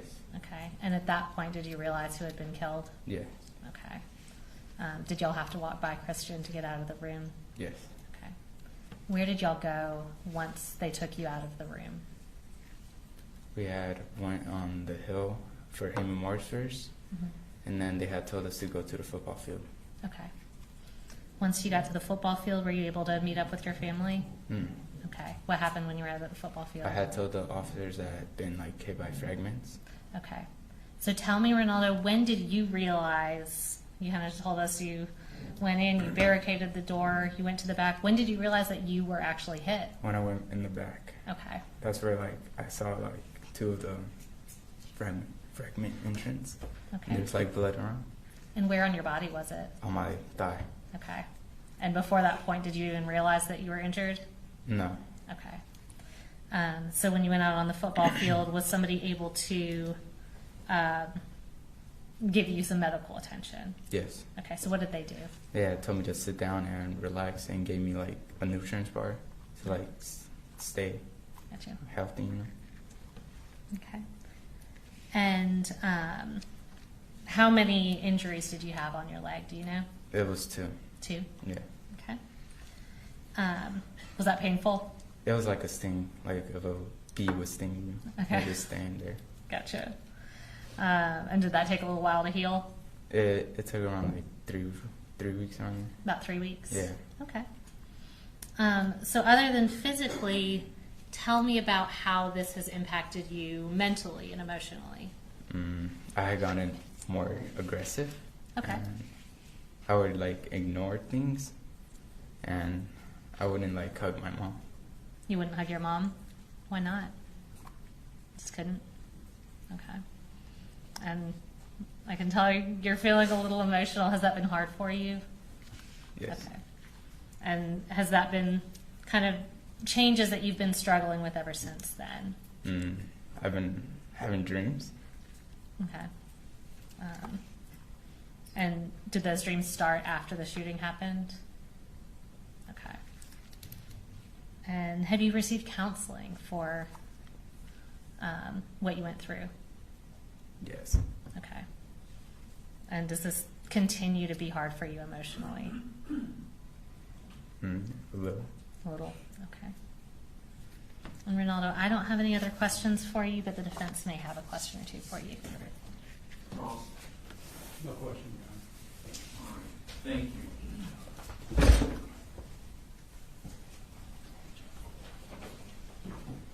State calls next week. The state called Howard Carter.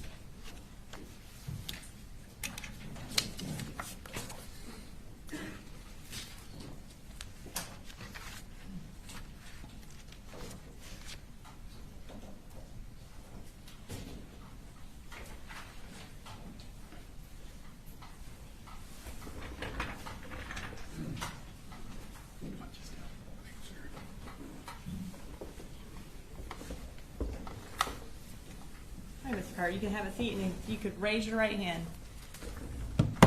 Do you swear to tell the truth, the whole truth, and nothing but the truth to help you God? I do. Okay. And can you introduce yourself to the jury? I'm Howard Carter. I am a registered nurse at Northeast Georgia Medical Center in Barrow County. And how long have you been a registered nurse? About 7 years. Have you spent that entire 7 years in the Barrow County Hospital? No, ma'am. I was with Piedmont Walton first. Okay. What educational background do you have that qualifies you for your position as a nurse? There was 2 years of prerequisite courses at Gwinnett Tech, and then there was my RN training at Athens Technical College. Okay. And at Northeast Georgia Barrow, what kind of nurse are you? I am a registered nurse in the emergency department. And tell us what you do as a registered nurse in the emergency department. We are the first line when you come to the hospital. We triage and we determine, as a nurse there, we treat and either send you to transfer or send you into our hospital or send you home. Okay. So I'm going to turn your attention to the morning of September 4th of 2024. Were you on duty that day? I was. Okay. And were you made aware that there was a shooting at Apalachee High School? We were. When y'all were made aware of that, did y'all prepare for potentially getting patients? We did, yes. Okay. And how did y'all prepare for that? Without knowing what type of patients we would be getting, we prepared our 2 larger rooms just in case there was serious trauma that came through the door. And did you specifically have 2 patients that you worked on that came from Apalachee High School? Correct. And what were their names? One is, I'm going to say, Ronaldo, Vega, and Jackson. I can't remember his last name. Does Jackson Beaver sound familiar? Beaver, correct. Okay. Do you have an independent memory of working with the 2 of them? Yes. Okay. And if you can tell us, was there anything that stood out to you about either of their demeanors? I think Mr. Vega may have been crying. Mr. Jackson, nothing really. Okay. Or Mr. Beaver, sorry. Yes.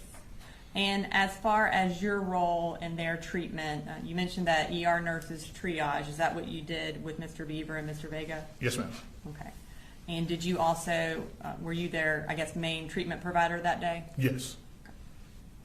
I'm going to start with Ronaldo Vega. And I'm going to introduce into evidence case exhibit 98, which is the medical records from Mr. Vega. under the business record exception. You said 98? 98, Your Honor. Any objections? Just as to it going out to the jury, Judge. All right. What states 98 submitted? And I'm going to show you these just in case you need them Thank you so much. for your answering of the questions. All right. So when Mr. Vega arrived, do you know how he arrived to your hospital? Via EMS. And around what time did he get there? Mr. Vega, I'm gonna say it was 12:52. To be exact, or 11:52. I'm sorry. And when he arrived and you assessed him, what did you observe about his visible injuries? And I'm going to get this exactly. He had what we would consider just lesions or abrasions in his left and upper lower extremity, and including his left shoulder. That's what we observed initially. Make sure I didn't miss anything.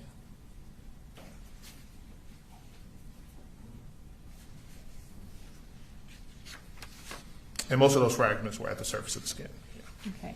And you said you observed abrasions or lesions. What was the cause of those abrasions or lesions? There seemed to be, in some cases, metal in them. And what we couldn't guarantee a cause. We don't know exactly, but we just knew that they probably entered the skin with force because they were up underneath the skin. And you said metal was inside the skin. Were those consistent with bullet fragments? It could be, yes, ma'am. Okay. And how old was Mr. Vega at the time of his treatment? I think Mr. Vega was 14 at the time of his treatment. Okay. Those types of injuries where there is metal that has entered your skin, obviously with force, as you indicated, would those injuries be painful? Yes. What treatment did you provide to Mr. Vega? We did give him 600 milligrams of ibuprofen, and he also had a tetanus shot. Is that based on the fact that there was metal inside his body? Yes, ma'am. Any injury that causes, injured his body, yes, ma'am. And were you able to remove the metal fragments from his body? We were not, as per the provider, the metal would have to, because it would have been tissue disruption from as per the provider, it would grow out of his skin. The skin would push it out over time. Okay. So essentially causing, or I guess trying to take the metal fragments out would cause more damage. Yes. And y'all chose to kind of let them work themselves out on their own. Okay. Now, at this time, I'm going to move to Jackson Beaver. I'm going to introduce into evidence Case Exhibit 99, which are the medical records for Mr. Beaver under the business records exception as well. Any objection to 99? Same objection, Judge. All right, 99 submitted. And was Mr. Vega able to leave that day from the hospital? Yes. Did y'all, before we get to Mr. Beaver, before Mr. Vega left, did y'all kind of assess his emotional needs and provide resources if needed for that as well? If I remember correctly, and looking through actually more than what you guys have here, I think we let him speak to behavioral health. Okay. And is that something that you do when someone has been through a traumatic experience? Yes. Okay. Now, moving to Mr. Beaver, did you have the same role in his treatment that you had in Mr. Vega's treatment? Yes, ma'am. Okay. And approximately what time did Mr. Beaver arrive at the hospital? It looks as if that is going to be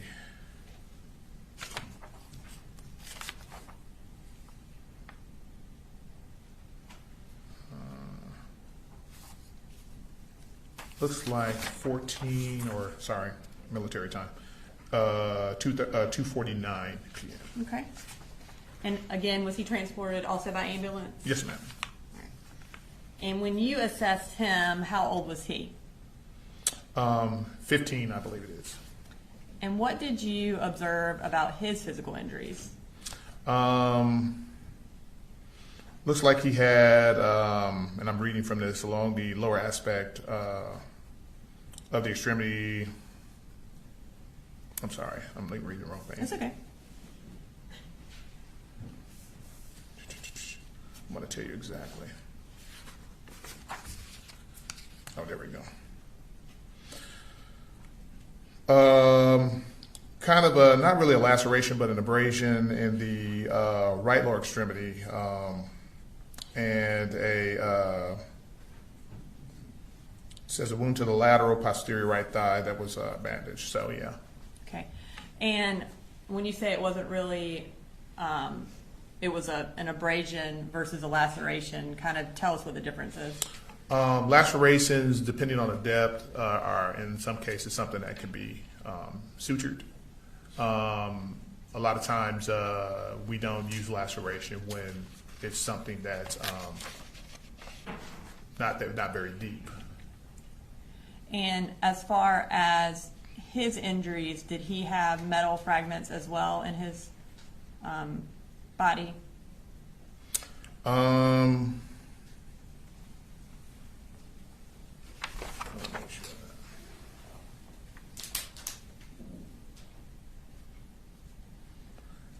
Let's see.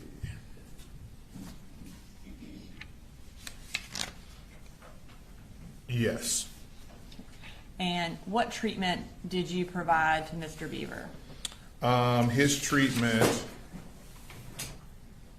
was we bandaged the area where he had the abrasion. That was the first thing we did, and I just want to make sure. He was also x-rayed to make sure there weren't any like fractures? Right. Because of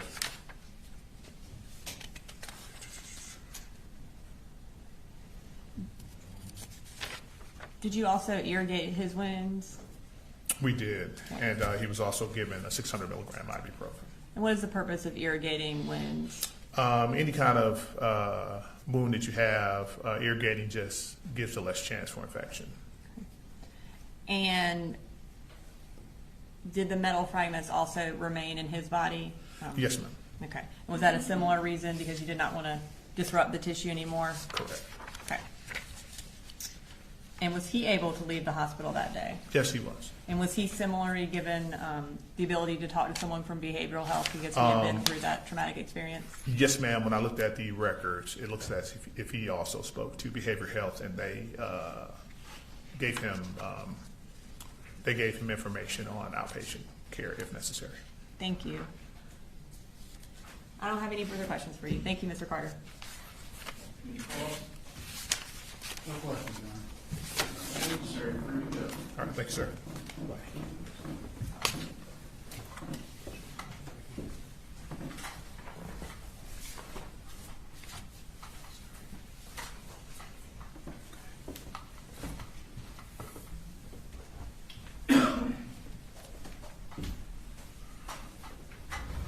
State calls next witness. State calls Special Agent Jerry Oldman.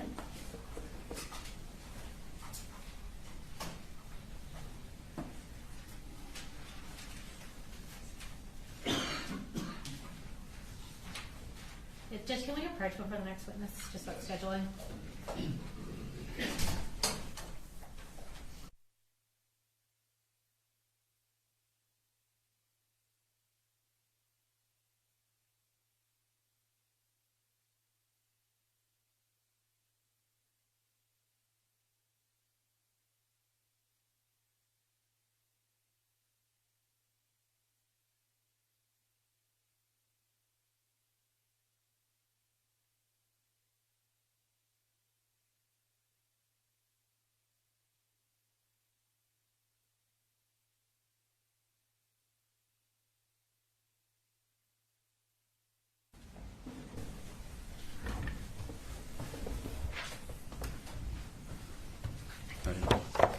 Go ahead and have you raise your right hand. Do you swear or affirm any testimony you're about to give in the matter now pending before the court is the truth, the whole truth, and nothing but the truth, so help you God? I swear. All right. And if I can start by just having you introduce yourself, and if you'll spell your name for the court reporter. Okay. I am Jarrell Mann. I'm currently a special agent with the Georgia Bureau of Investigation. My first name is spelled Jarriel. Last name is Mann. All right. And tell us about what region you work in and what your role is there. I'm currently assigned to Region 10. That is the Atlanta office. We do a lot of OISs and also fraud investigations and stuff like that. Okay. Is OIS officer involved shooting? Yes. Okay. Sorry. So y'all stay busy in the Atlanta office of the GBI, I'm sure. Yes. And even though you generally work out of Atlanta, did you provide assistance in the Apalachee High School shooting investigation on September 4th of 2024? Yes, I did. All right. Where did you first respond in assisting in this investigation? Of course, it came out as an active shooter, so we responded to Apalachee High School. Okay. And then from there, we were divvied in to do investigative acts. Gotcha. And so from the school, where were you sent to go do follow-up investigation? I was sent to the hospital to conduct interviews and speak to victims and, collect any evidence and also check up status of possible victims at the hospital. Okay. And was that the Northeast Georgia Medical Center here in Barrow County that you went to? Yes, that was. Okay. And while you were there, did you specifically speak with Ronaldo Vega? Yes, I did. Tell me about what his demeanor was like when you met with him. Well, when I spoke with Ronaldo Vega, of course his guardians were there. He seemed kind of distant and seemed like he was in shock. Okay. So I had to give him kind of a moment to kind of brace himself before I had spoke with him. Gotcha. So he was a little held back when he was talking to you Yes, I initially? did see tears, and Okay. he seemed like he was visibly upset at the time. Gotcha.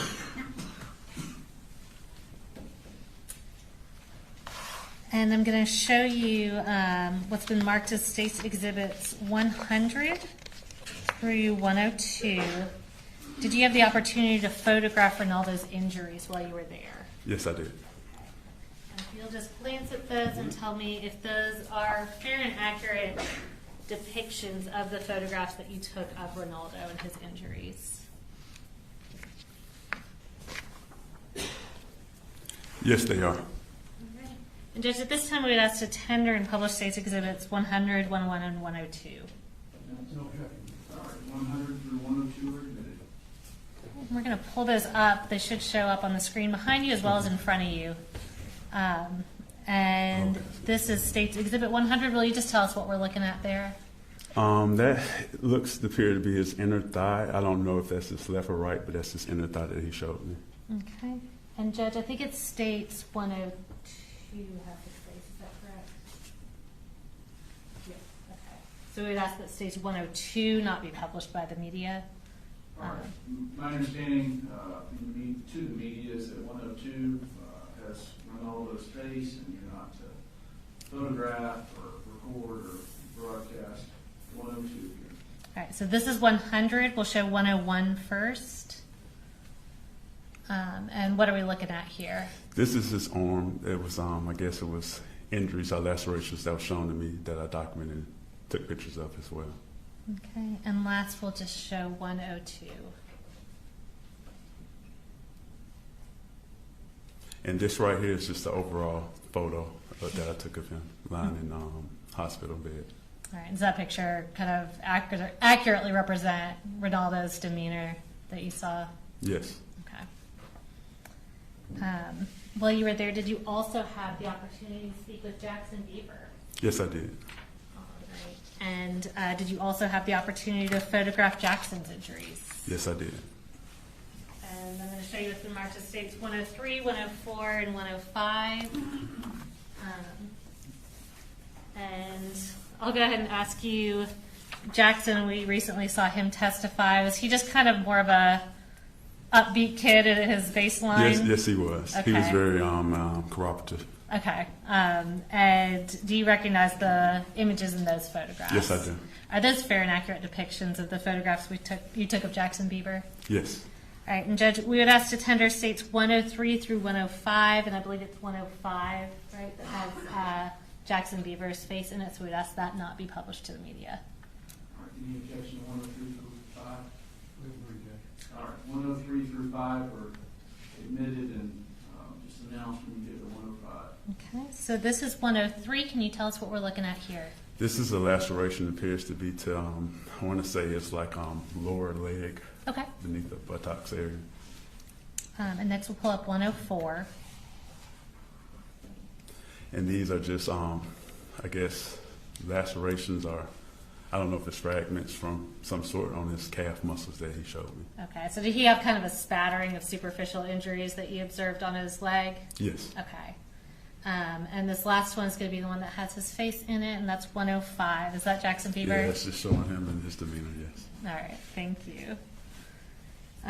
And did your time at the hospital interviewing these individuals, taking photographs of them, did that conclude your role in assisting in this investigation? Yes, it did.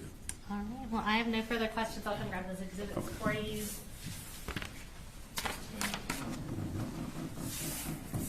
Cross. No cross, you're free to go, sir.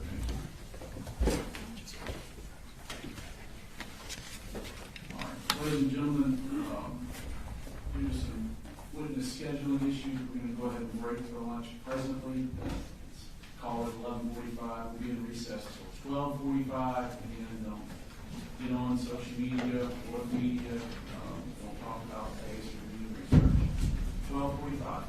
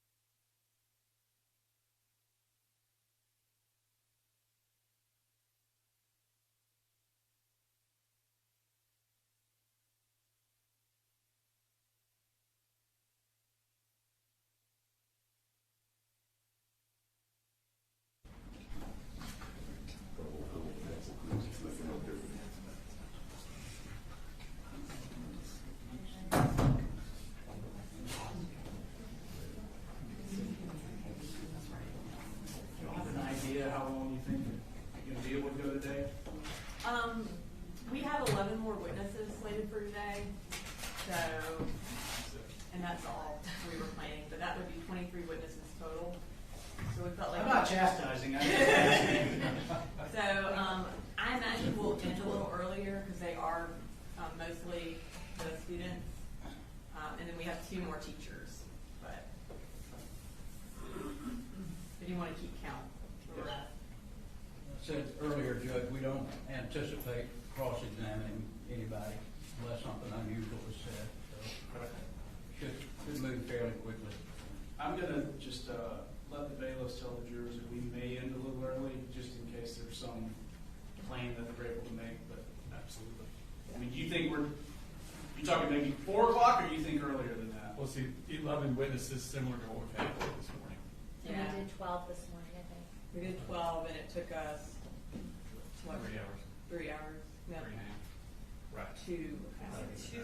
2.5 hours. That's right, we broke. So we could end by 3:30. All right, we'll just leave it alone. We'll give them a present. Yes. Is the jury ready? Yes, sir. Are y'all ready for the jurors? Yes, Your Honor. All right, bring them in.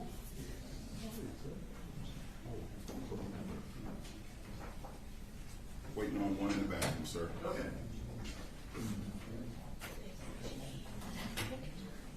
Oh, he said, come on.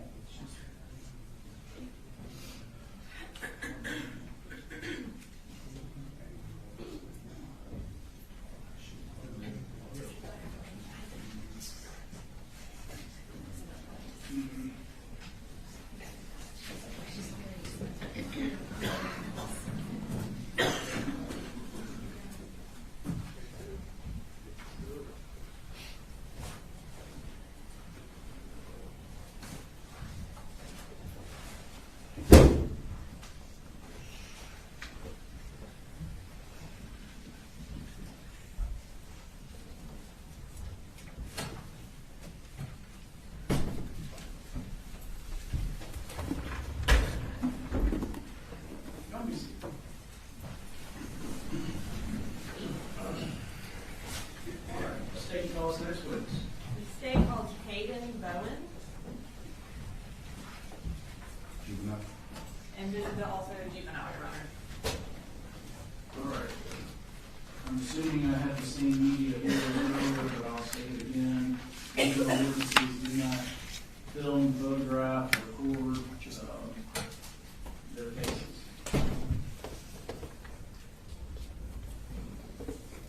Good afternoon, Miss Bowen. Can you raise your right hand?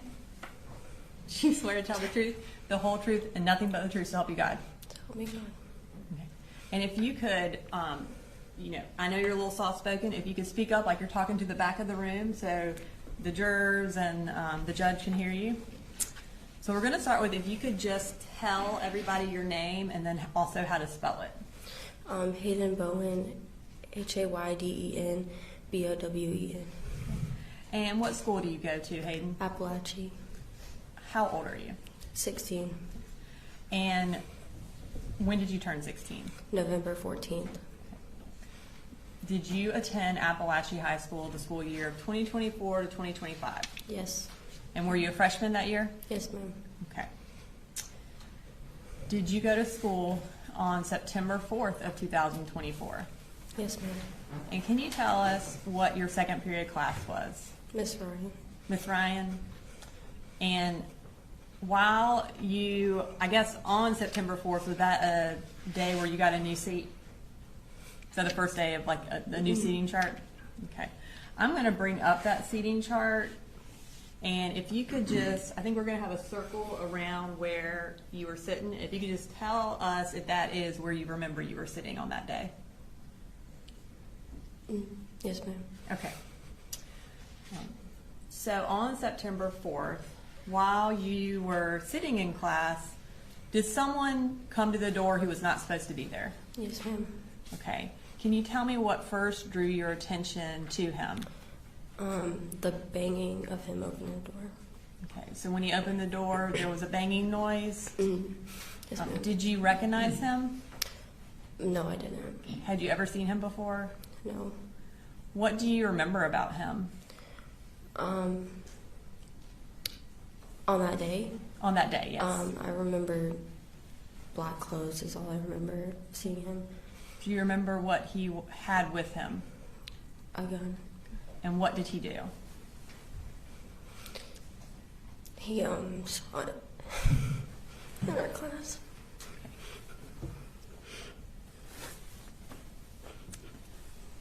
And if at any point you need a break, just let me know, okay? Yes, ma'am.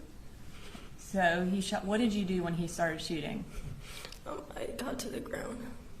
You got to the ground. Did you get to the ground right where you were seated?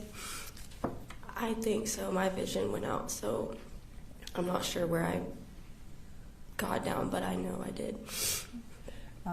At some point, did you kind of regain your vision? Yes, ma'am. What do you remember about when he finally left? I remember getting up and talking to my teacher and the police officers saying to put our hands up. Okay. Before you talked to, or before the police officers got there, can you tell me what you remember about what was going on inside the classroom? I remember there was a lot of yelling and screaming and blood and people on the phone with their parents or whoever they were on the phone with. You say there was a lot of yelling. What were people yelling?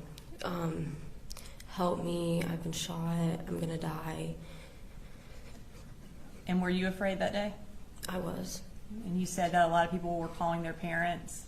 Were you able to call anybody? Yes, ma'am. And who did you call? I called my mom. And what did you tell her? I told her that I was gonna die. And when you eventually moved from the floor, do you remember where you went in the classroom? I don't remember. And do you remember who you ended up next to or who you were talking to? I was next to my friend Jalen. And you say Jalen? Yes, ma'am. Okay. And anyone else? I think I was next to Miss Ryan and Nautica as well. And what were you trying to do at that time to try to help? I was trying to move the smart board in front of the door, but I couldn't get it there, and I was asking Miss Ryan if she needed help. And at that point, did you know whether or not the shooter was in custody? I didn't know. Were y'all still concerned that he might come back? Yes, ma'am. Is that why you wanted to put the smart board in front of the door? Yes, ma'am. Tell me, you said when law enforcement arrived, they told you to put up your hands? Yes, ma'am. What happened after that? We walked out of the classroom and went to a little field before we went to the actual football field. Okay. And when you went to the football field, what was the purpose of going to the football field? Maybe to get everybody together and to make sure people were out of the building. Eventually, were parents allowed to come to the field? Yes, ma'am. Okay. And did a lot of parents show up? Yes, ma'am. Was your mom able to get there? My mom was not. She was out of town, but my uncle did come and get me. And kind of, can you tell us what the scene was like on the football field when the parents and everybody were there? It was crowded and a lot of crying.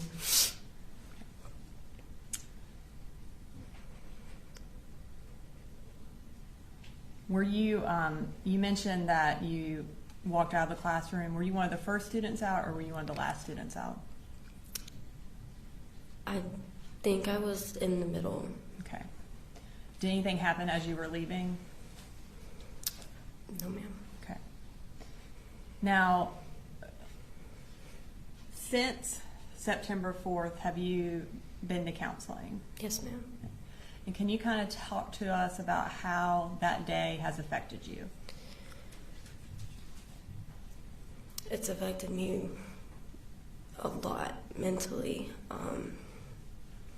I haven't really been able to sleep at night sometimes. You said you haven't been able to sleep at night? Yes, ma'am. And I often having really bad thoughts relating to that and other things. And kind of tell me what you mean by really bad thoughts. That it's going to happen again, and that this time I'm going to die because I was supposed to the first time. Because, I'm sorry? Because I was supposed to the first time. And what do you mean by you were supposed to the first time? Because he came in my class, and I feel like none of us should have, like, had survived. And have you had any sort of anxiety or panic attacks because of this? Yes. Can you tell me about those? Well, my panic attacks, they normally come when I'm in school and I keep thinking and thinking, and then they come and it's hard to breathe during this. Is there anything that you have to do in order to kind of be able to breathe? I do box breathing. My therapist has helped me with that. Okay. And what did you call it, box breathing? Yes, ma'am. Okay. Is there anything in particular that triggers these panic attacks or the bad thoughts? The sound of, like, shoes scuffing on the ground. It reminds me of, like, people running, and loud noises are triggering, very triggering. Is the scuffing something that you remember from September 4th? Yes, ma'am.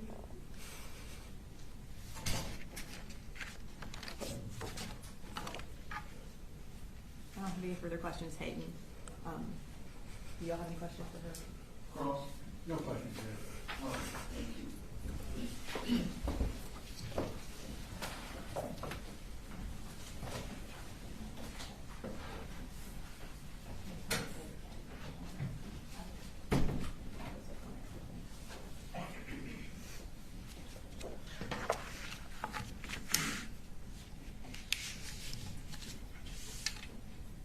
The state calls William Carricker.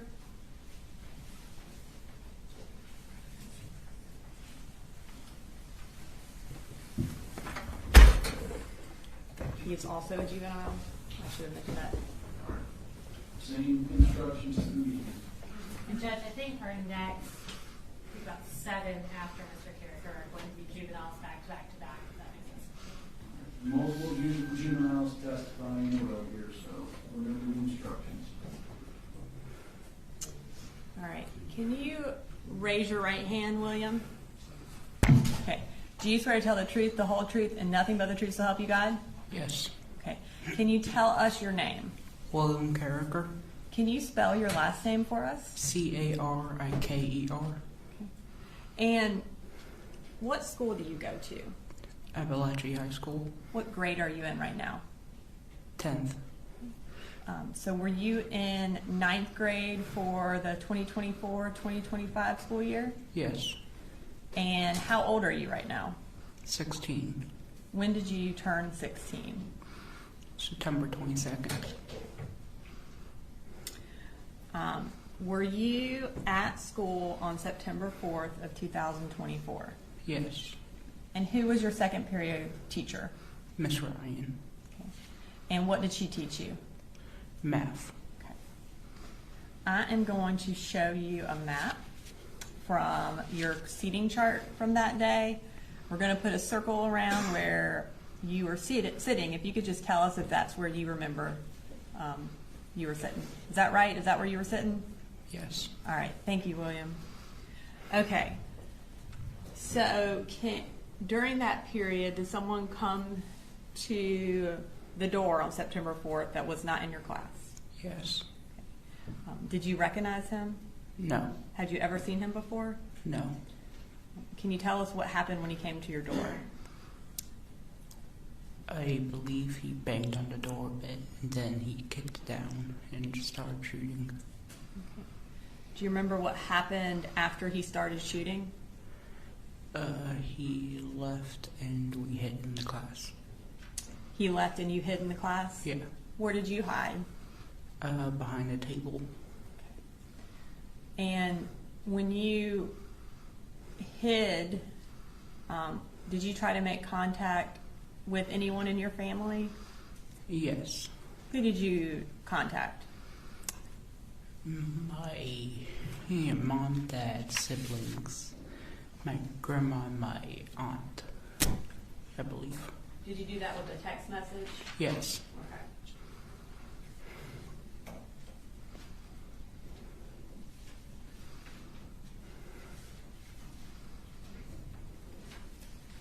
I'm going to show you what's been marked as State's Exhibit 106. Can you look at that and tell me if you recognize that? Yes. And what does that look like to you? The group chat I made telling my parents what was happening. Okay. And is it like a fair and accurate screenshot or copy of that group chat with your parents and your family from September 4th of 2024? Yes. Your Honor, at this time I'd like to introduce into evidence State's Exhibit 106. No objection, Judge. All right, 106 is admitted.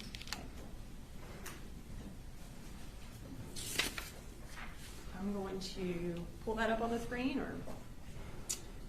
All right, so at the very top of this text, it has William. Is that you? Yes. Okay. And you sent a text message that says, "There's a school shooting. If I don't make it, I love you all." Is that right? Is that what you sent? Yes. Okay. And what did you mean by that text? I wanted to know that if I did die, they would know that I loved them. And were you afraid for your life that day? Yes. Have you been affected by what happened that day? Like, how have you been affected by what happened that day? I was scared to go to school for a bit. You were scared to go to school for a bit? Yes. Were you finally able to go back to school? Yes. Okay. And are you there right now? Yes. All right. Thank you, William. I don't have any further questions for you, but let's check with the defense counsel real quick to see if they have any questions. Any calls? No calls, Judge. All right. Thank you.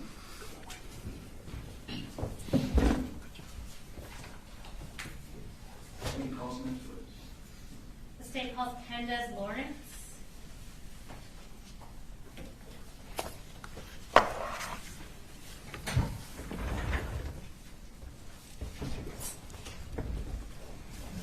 All right, Candace, the first thing I'm going to have you do is raise your right hand. Do you swear to tell the truth, the whole truth, and nothing but the truth, so help you God?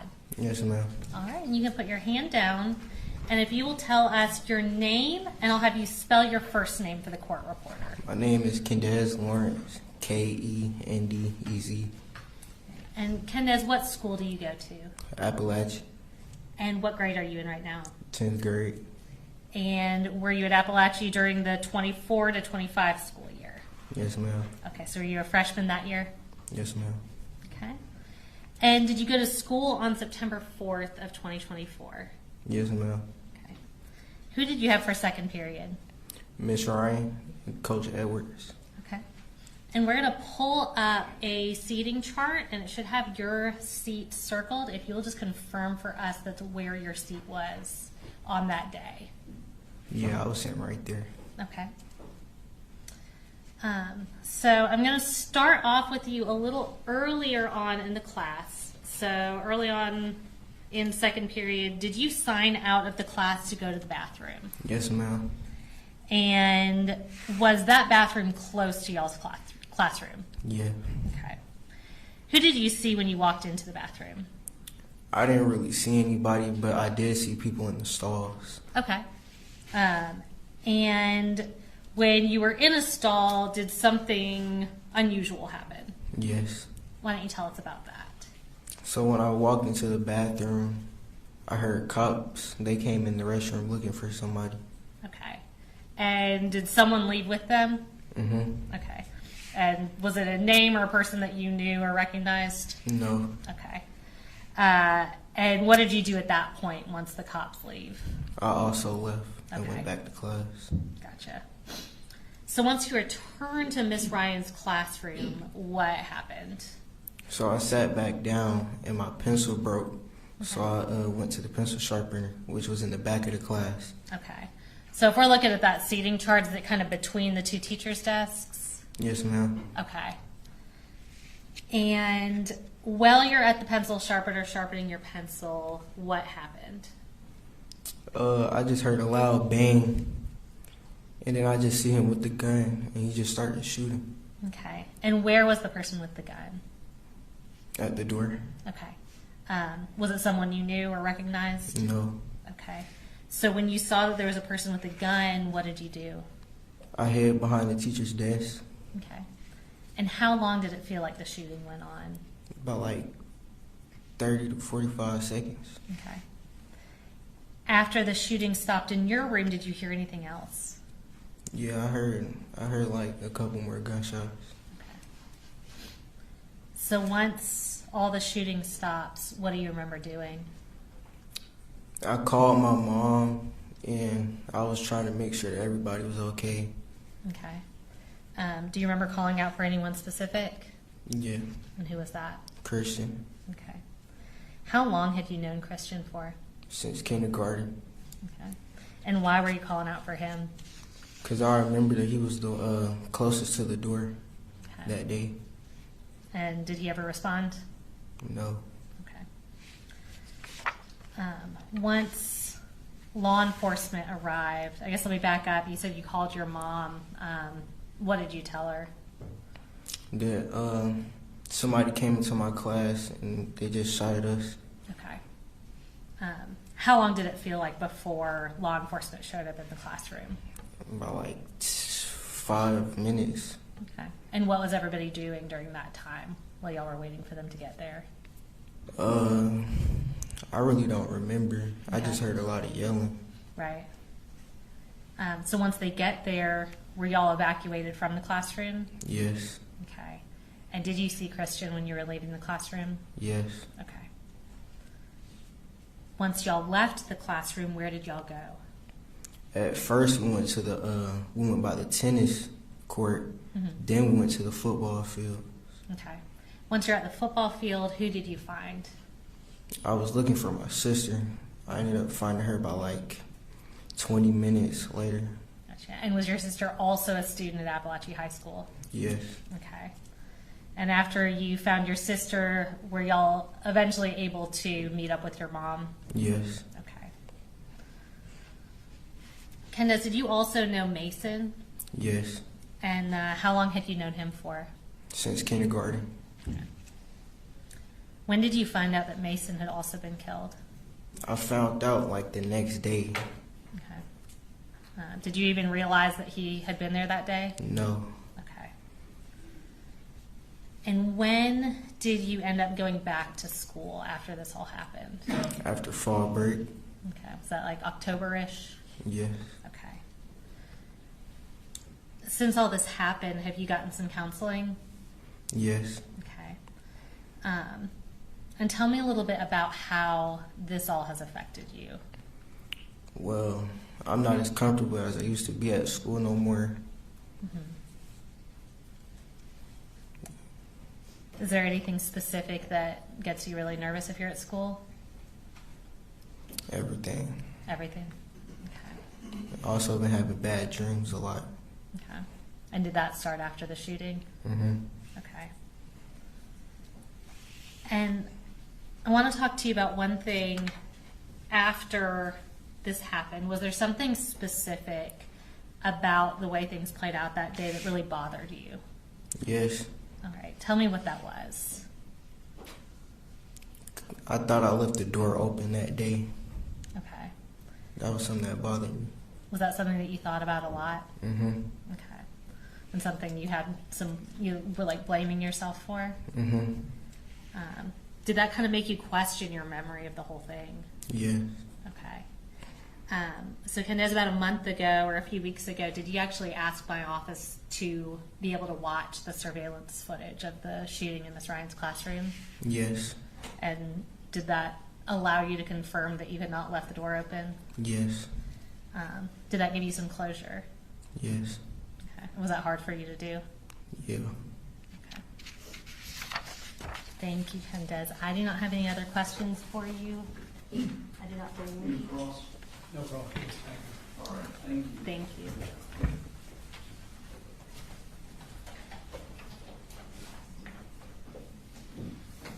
State call next, please.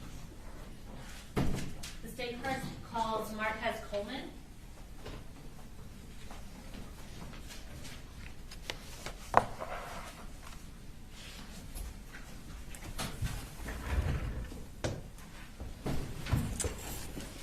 I'm going to have you raise your right hand. Do you swear to tell the truth, the whole truth, and nothing but the truth, so help you God? Yes, ma'am. All right, and you can put your hand down. If you will introduce yourself, and by that I mean just tell us your full name, and I'll have you spell your first and last name for the court reporter, okay? Marquez Coleman. MarquezColeman. All right. And Marquez, how old are you? 16. And what grade are you currently in? 10th grade. All right. Did you used to go to Apalachee High School? Yes, ma'am. And so in the 2024 to 2025 school year, were you a freshman at Apalachee? Yes, ma'am. And was that your first year at that school? Yes, ma'am. Okay. Did you go to school at Apalachee on September 4th of 2024? Yes, ma'am. Were you in Miss Ryan's class for second period? Yes, ma'am. We are going to pull down this map and circle your name on the seating chart. And what we want you to do is just confirm for us that we have you in the right place in the classroom. There we go. Is that where your seat was that day? Yes, ma'am. Okay. Is that you next to Ronaldo, I believe? Yes, ma'am. Okay. So on that day during second period, tell me what you remember happening. I was just doing my work, and then I looked to the left, and then the door was just open, and then the dude started shooting, and then I got up and ran behind my teacher desk, and then I was just hiding, and then I heard screams. Everybody was just screaming. Well, my ears went blank for a little bit because like the shots were so loud. Okay. And then I was behind the teacher's desk, and then after he got done shooting, I got up, and then I went to the other teacher's desk, and then that's it. Okay. Did you know the person who was shooting? No, ma'am. Okay. Do you remember how long did it feel like the shooting went on for? Probably about like 30 to 40 seconds. Okay. And about how long did it feel like before law enforcement arrived? Maybe like 5 minutes, 7 minutes. Okay. What was everybody doing in that time before law enforcement was able to make it to y'all? Everybody was just like screaming, panicking, on the phone with their parents, trying to call their parents. Were you able to call your parents? Yes, ma'am. All right. Who did you talk to first? My dad. Okay. And what did you tell him? I told him, I was like, somebody just came in our classroom and started shooting. Okay. Once y'all got out of the classroom, where did you go? We went to a small field, and then we went to a football field after. Okay. And were your parents able to eventually find you there? Yes, ma'am. Okay. Did you go back to Apalachee High School after the shooting? No, ma'am. Why not? Because I was scared. Okay. So did you change schools because of this shooting? Yes, ma'am. Okay. And when did you enroll in a new school? I can't remember. I can't remember. Okay. Was it a period of time that you were out of school? I think I was out for like 2-3 months. Okay. Has this changed how you feel about going to school? Yes, ma'am. Did you previously like to go to school? Yes, ma'am. And how do you feel now? It's different now. Like every time I'm in the classroom, that's all I be thinking about. Like, yeah. Okay. Is it hard not to think about that even though you're at a different school? Yes, ma'am. Has it affected your interest in sports and extracurriculars? Yes, ma'am. Tell me about that. It just like after that happened, I just like lost love for sports. I didn't want to do it anymore. Okay, so you drop out of the sports you were playing? Yes, ma'am. Okay. Was that basketball? Do I remember that right? Yes, ma'am. Okay. Have you had counseling since this happened? Yes, ma'am. Okay. I don't have any other questions for you. If they don't have any questions, then you're good. Any calls? Thank you. Thank you. You're good.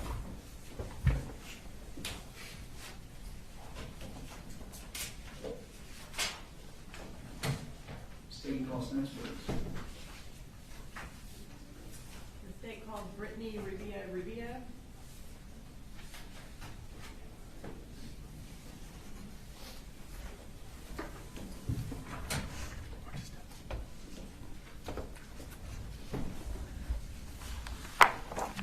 Can you please raise your right hand? Do you swear to tell the truth, the whole truth, and nothing but the truth, so help you God? Yes. Okay. And just so everyone can hear you, if you will just kind of speak loud enough, kind of like you're talking to the back of the room, so the jury can hear you and the judge can hear you. Can you tell everybody what your name is? My name is Brittany Rubio. Okay. And can you spell your last name for everybody? Rubio. Okay. And is it -Rubio? Yeah. Okay. What school do you go to? Apalachee High School. And what grade are you in? I'm a sophomore. How old are you? 16. And when did you turn 16? December 2nd. Back in the 2024 to 2025 school year, were you a 9th grader? Yes. Did you go to school on September 4th of 2024? Yes. And who did you have for your second period teacher? Miss Ryan. Miss Ryan?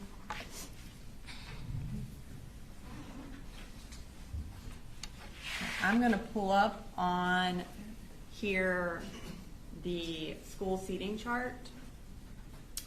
And we have where we think you were sitting circled. Is that where you remember you were sitting that day? Yes. Okay. Was that a new seat for you that particular day? Yeah. Okay. While you were in class, did someone come to the door that was not in your class? Yes. Okay. And tell me how you, or what brought your attention to someone else being in your classroom? Well, I heard a knock and I just looked up and I saw him. Okay. And do you remember anything about him?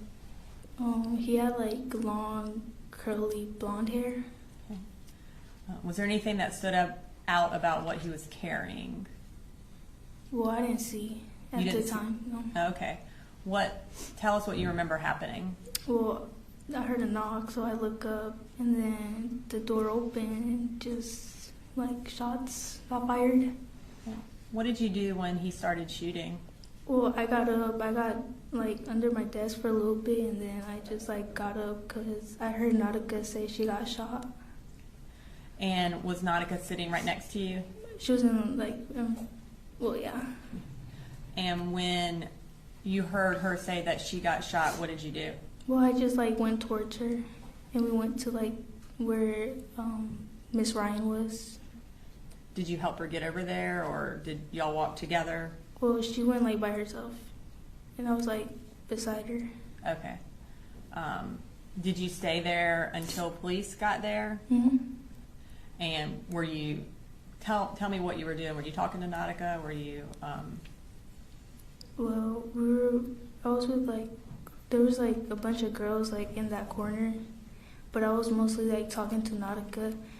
I got her phone because she said she wanted it, so I went to go get her phone. Ms. Ryan would take up our phones, but that day me and Nautica didn't give our phones. We put it in her book bag, so I had to go to her book bag and get it. And when I was there getting the book bag, that's when I saw Christian. And then I told Coach Edwards that Christian was there and he needed help. he went to go help him, so I just left, and I gave Nautica her phone. And did Nautica call her mom? Yeah. Did you at any point get your phone and call anybody? I got my phone when I got hers. Okay. And who did you try to call?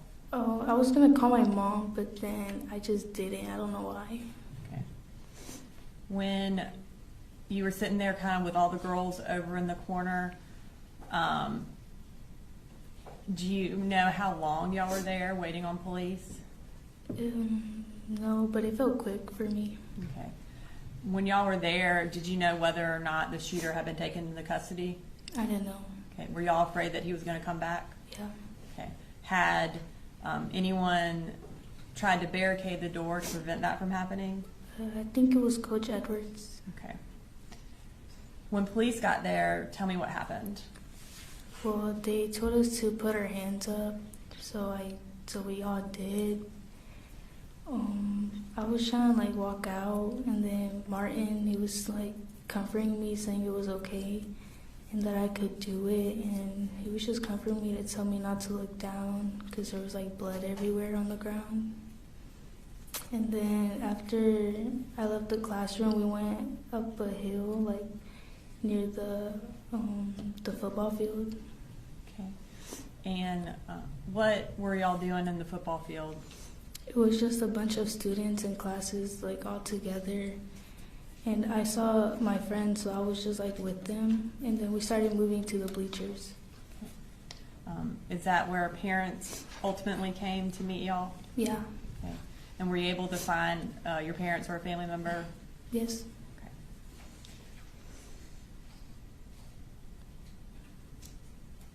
When, kind of since this day, can you tell us how that shooting has affected you?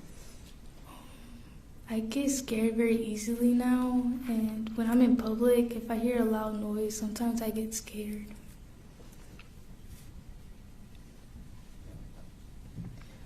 When did you go back to school after this? The first day they said we could go back. Was it difficult going back? A little bit.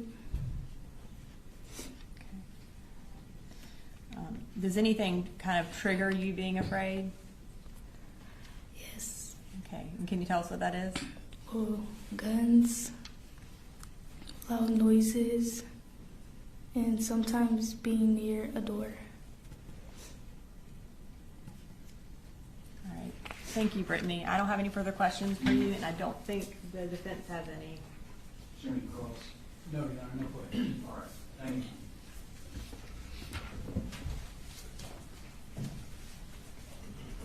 Could you bring Michaela Brown next?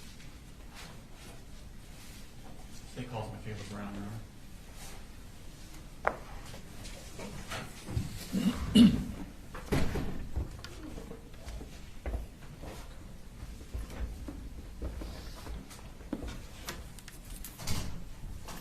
Hey, Michaela. Hey. Could you raise your right hand, please? Swear the testimony you're going to give, the matter now pending before this court, will be the truth, the whole truth, and nothing but the truth. I swear to God, everything will be the truth and nothing but the truth. Thank you. Put your hand down.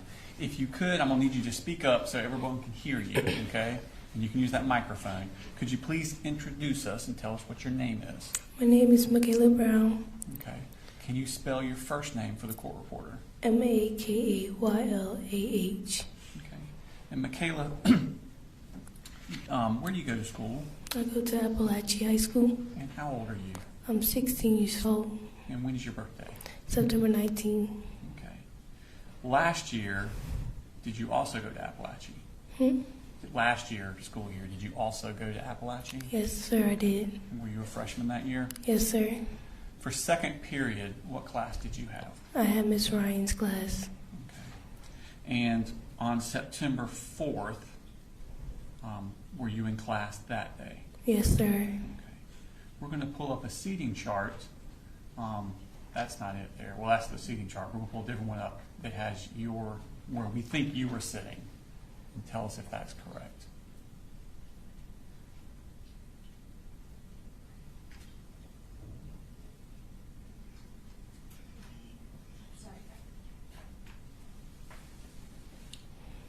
I was sitting right there. Was that a new place to sit that day? Yeah, my teacher just switched the seating chart. She switched you. What were y'all doing in class that day? I think that's the day when she switched the seating chart. I don't remember. Okay. How does class normally go as far as the teaching? Can you repeat that? How does class normally go as far as the teaching? Just go as a normal day. Okay. Do you work individually? Do you work in groups? Does the teacher just kind of teach you and you listen, or how does it work with Miss Ryan's class? So sometimes she teaches and we listen, or sometimes we work with groups. Okay. Do you remember that morning if she was actually teaching you, or were you working in groups that morning? She was teaching us. Okay. Is at some point during this class did something catch your attention that wasn't right? No, sir. Okay. When did you first notice something happening? When he was just standing at the door. Okay. So you're according to that seat, the door's kind of behind you, right? Yes, sir. Did you turn and look at the door? Yes, sir. What was it that made you turn and look at the door? I just heard a big loud banging noise against the wall. Okay. And when you turned around and looked at the door, what did you see? I seen him standing there with the gun. Okay. This person you saw standing there, had you ever seen them before? No, sir. Okay. And what were they doing with the gun? He was holding it at first, and then I think he took the safety off. Okay. After he took the safety off, what did he do? He started shooting around the classroom. Did he ever come into the classroom, or did he just stay there at the door? He was just standing there at the door. Okay. And how many times did he shoot the gun into the room? About like 15, 10, I can't remember. What was it like when he first started shooting? I don't really remember. All I remember is him aiming the gun at me and I dropped down. Okay. That's it. Were you able to hear anything?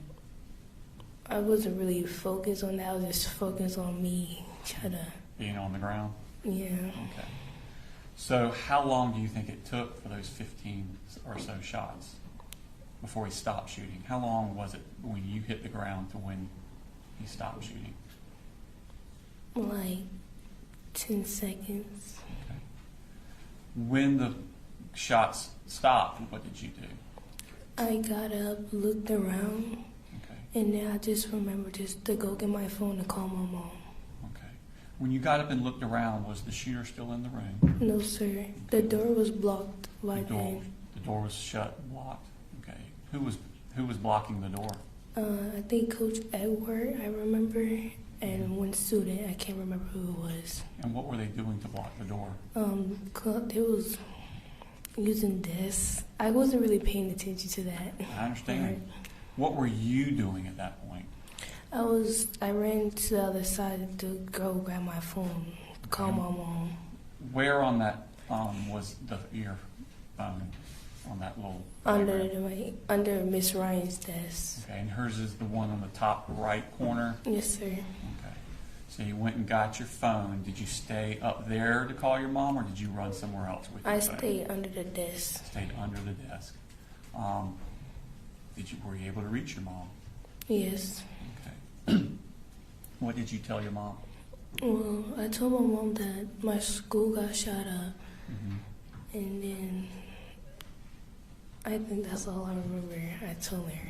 Did you stay on the phone with your mom, or did you hang up? I was still on the phone with my mom, but like I was kind of not paying attention to her. Okay. While you were there, how long before the police came to your room? It took about like 5 minutes. Okay. During that 5 minutes, what was happening inside the room? What were other people doing? All I heard was screaming. I was just under the desk, so I couldn't really see. And I was helping my friend Taylor too, as well. Okay. And what was wrong with Taylor? She was on the ground, looking like she's passing out. Okay. Could you see if there was any blood around her? No, sir. All I remember was her leg. That's all she said, and then her grab her phone. Okay. And you said she was passing out? Yeah. Did she pass out? No, I can't really tell, but all I saw was her lip going white. And was she able to move around any? No, sir. Okay. Did you stay there with her? Yes, sir. Okay. Were you still with her when police came? Yes, sir. When the police got there, how did they get in the door?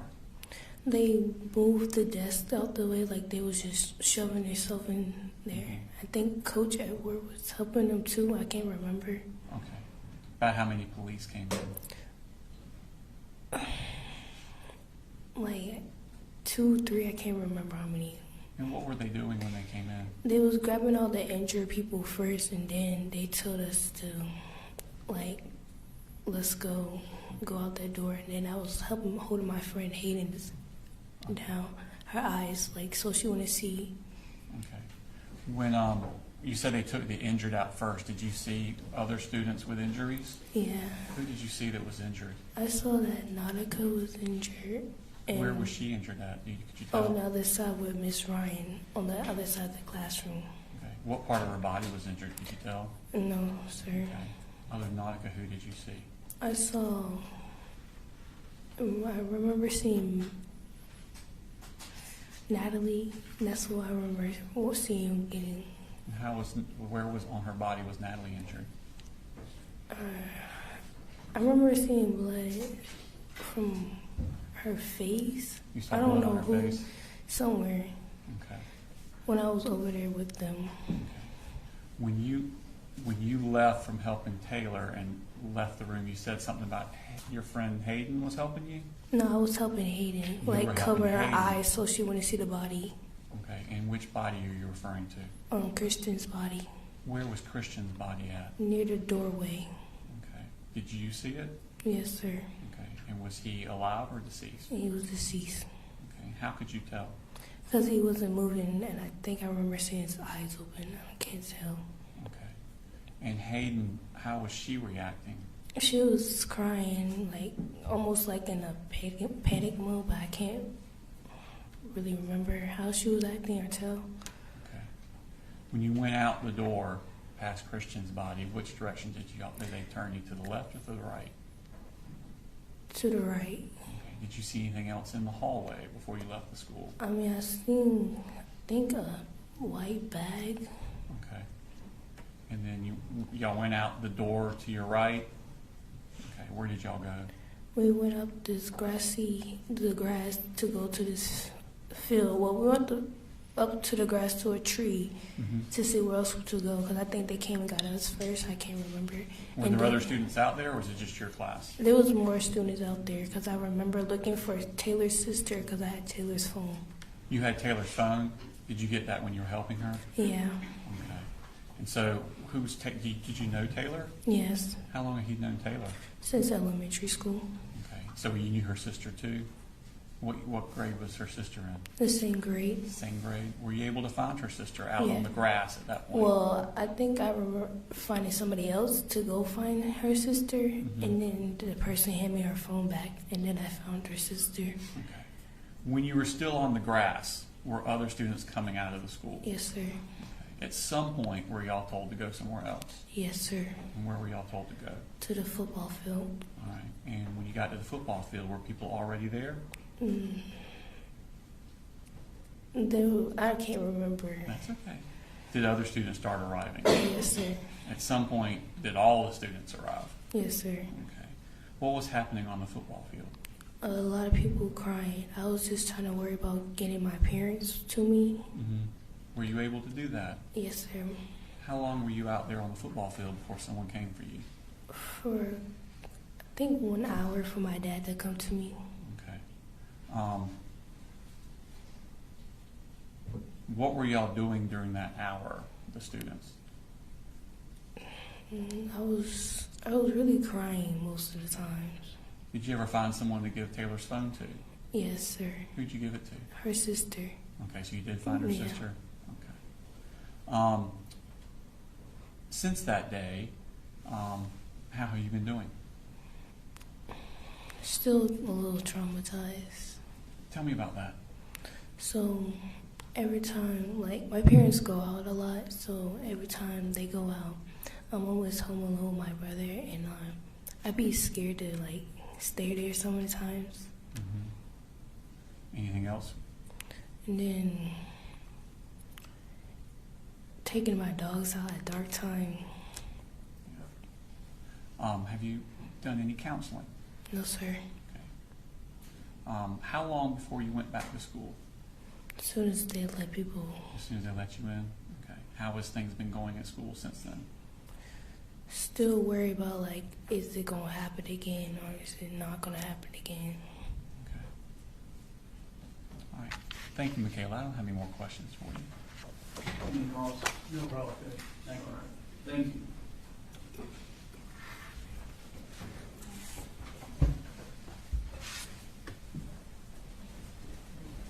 City calls next. St. Paul's Carolyn Brady.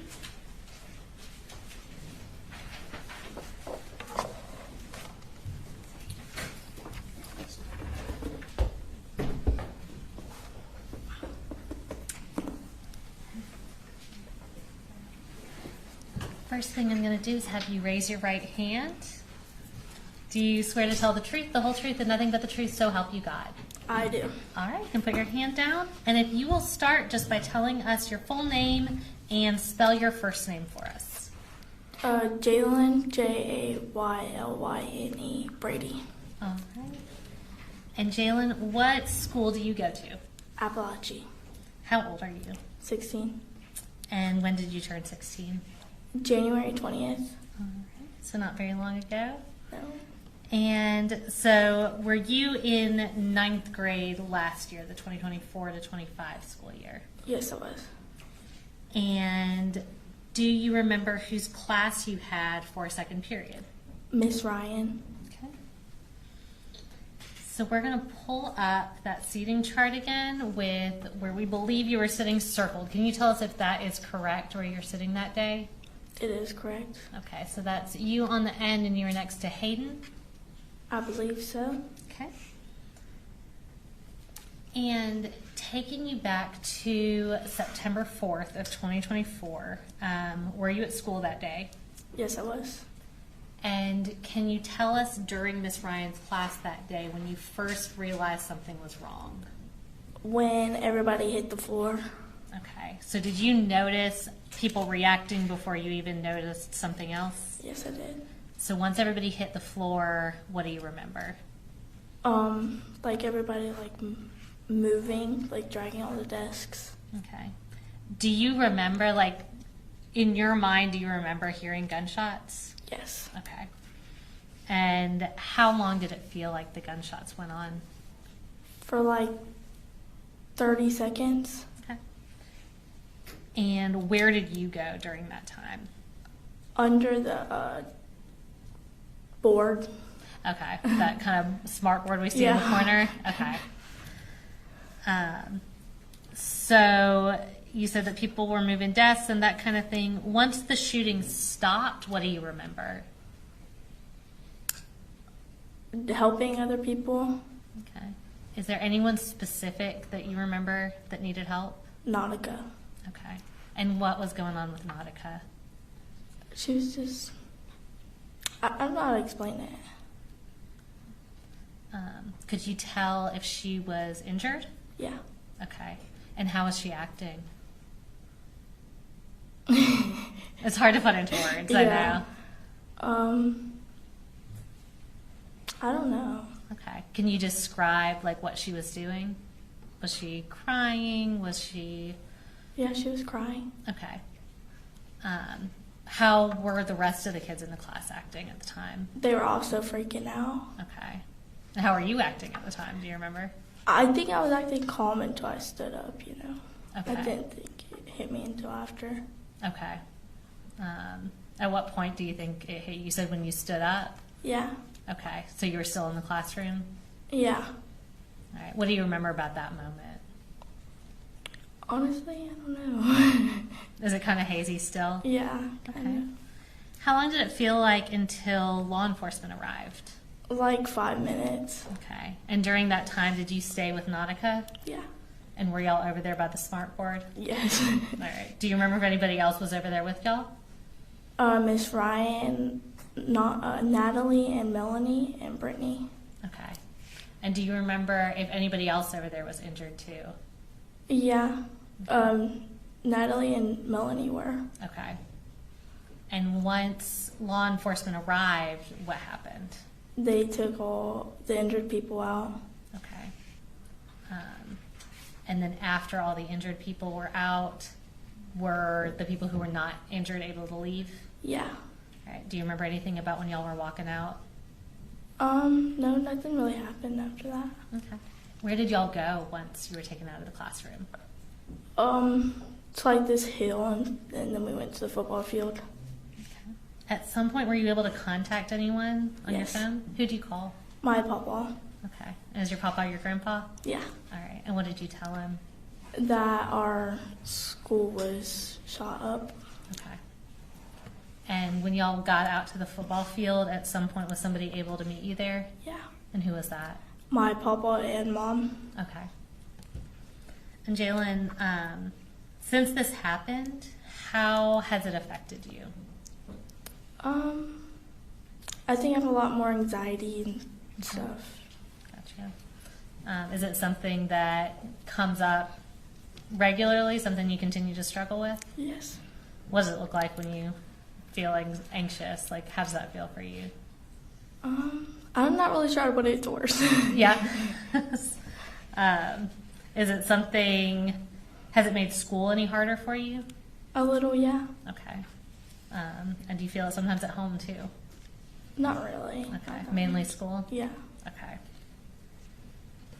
Well, Jalen, I don't think I have any other questions for you. If you have any questions. No problem, Judge. Thank you. All right, you're done, Jalen. Thank you.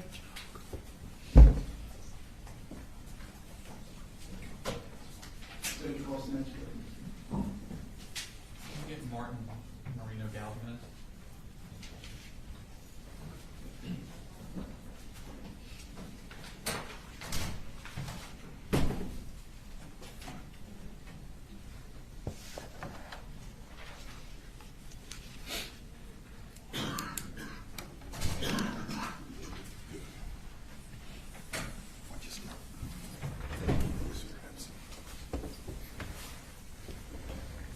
Hey Martin, how are you today? I'm getting you. Doing well. Could you raise your right hand, please? You swear the testimony you give in the matter now pending before this court will be the truth, the whole truth, and nothing but the truth? Yes, sir. Thank you. If you could, put your hand down and introduce yourself to the jury. My name is Martin Marino Galdames. Okay. Do you want me to spell it out? I would love for you to spell that. Thank you. My first name is Martin. My first last name Merino. And my second last name is Galdamez. Okay. And Martin, how old are you? I'm 16. And when's your birthday? December 19th. What school do you go to? I go to Apalachee High School. Okay. And last year, what year are you? What grade are you in? I'm a sophomore right now. Okay. And last year, what school did you go to? Appalachee. And what grade were you in that? A freshman.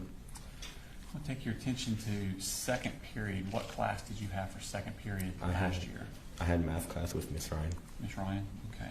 And were you in school on the day of September 4th of last year? Yes, sir. Okay. Or 2 years ago. Did you know the other kids in that class well? Yeah. Okay. Who were the other kids that you knew? I knew Kendez since pre-K. I knew Christian since elementary. Mason since elementary too. I've known Landon since middle school. Hayden and Ronaldo I met that year.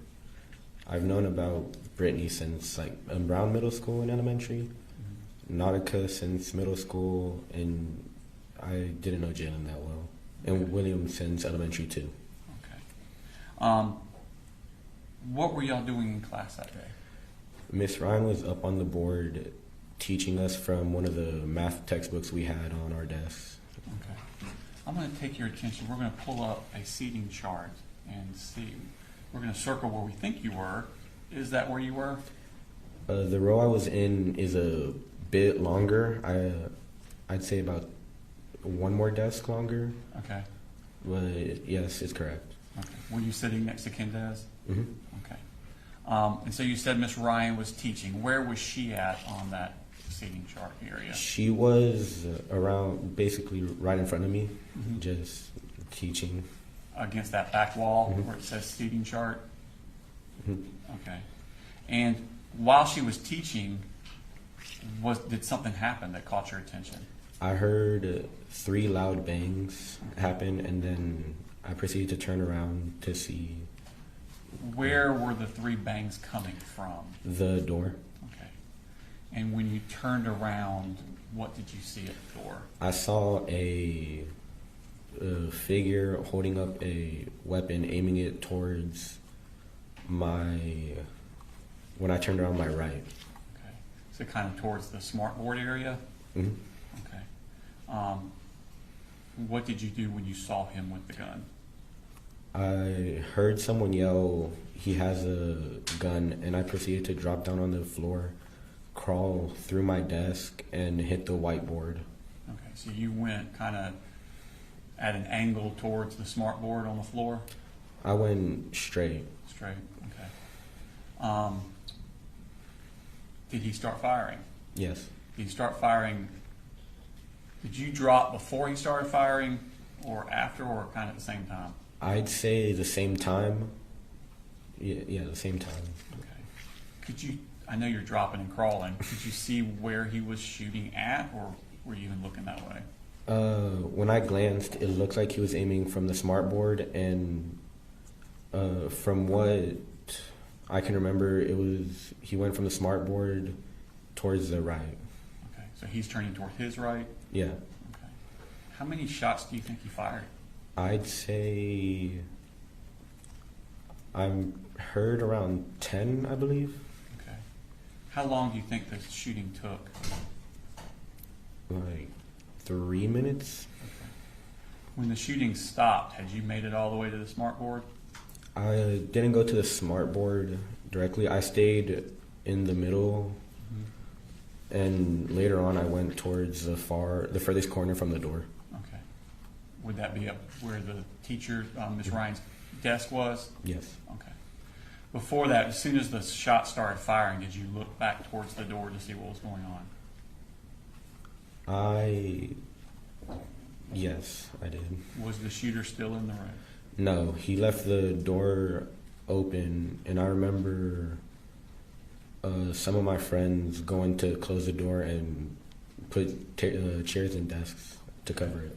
And who was that was putting the chairs and desks in front? It was the other teacher and Ronaldo, I believe. So Mr. Edwards and Ronaldo? Okay. And what were you doing while they were putting the chairs? While they were doing that, I was jumping between my friends to see if they were okay. And I remember giving my hoodie to Miss Ryan to help some of the kids that were bleeding. Okay. Who did you first notice that wasn't okay? Taylor. Okay. She was really pale. Could you tell if she was injured in any way? I couldn't tell she was injured, but I knew something was wrong from how pale her face was. Okay. Where was she? She was in front of the teacher's desk, just sitting there. Okay. Did she say anything to you? No. Did you say anything to her? I asked her if she was okay, if she got hit or anything, but Did she answer you? No. Okay. Did you do anything with her to render aid to her? No.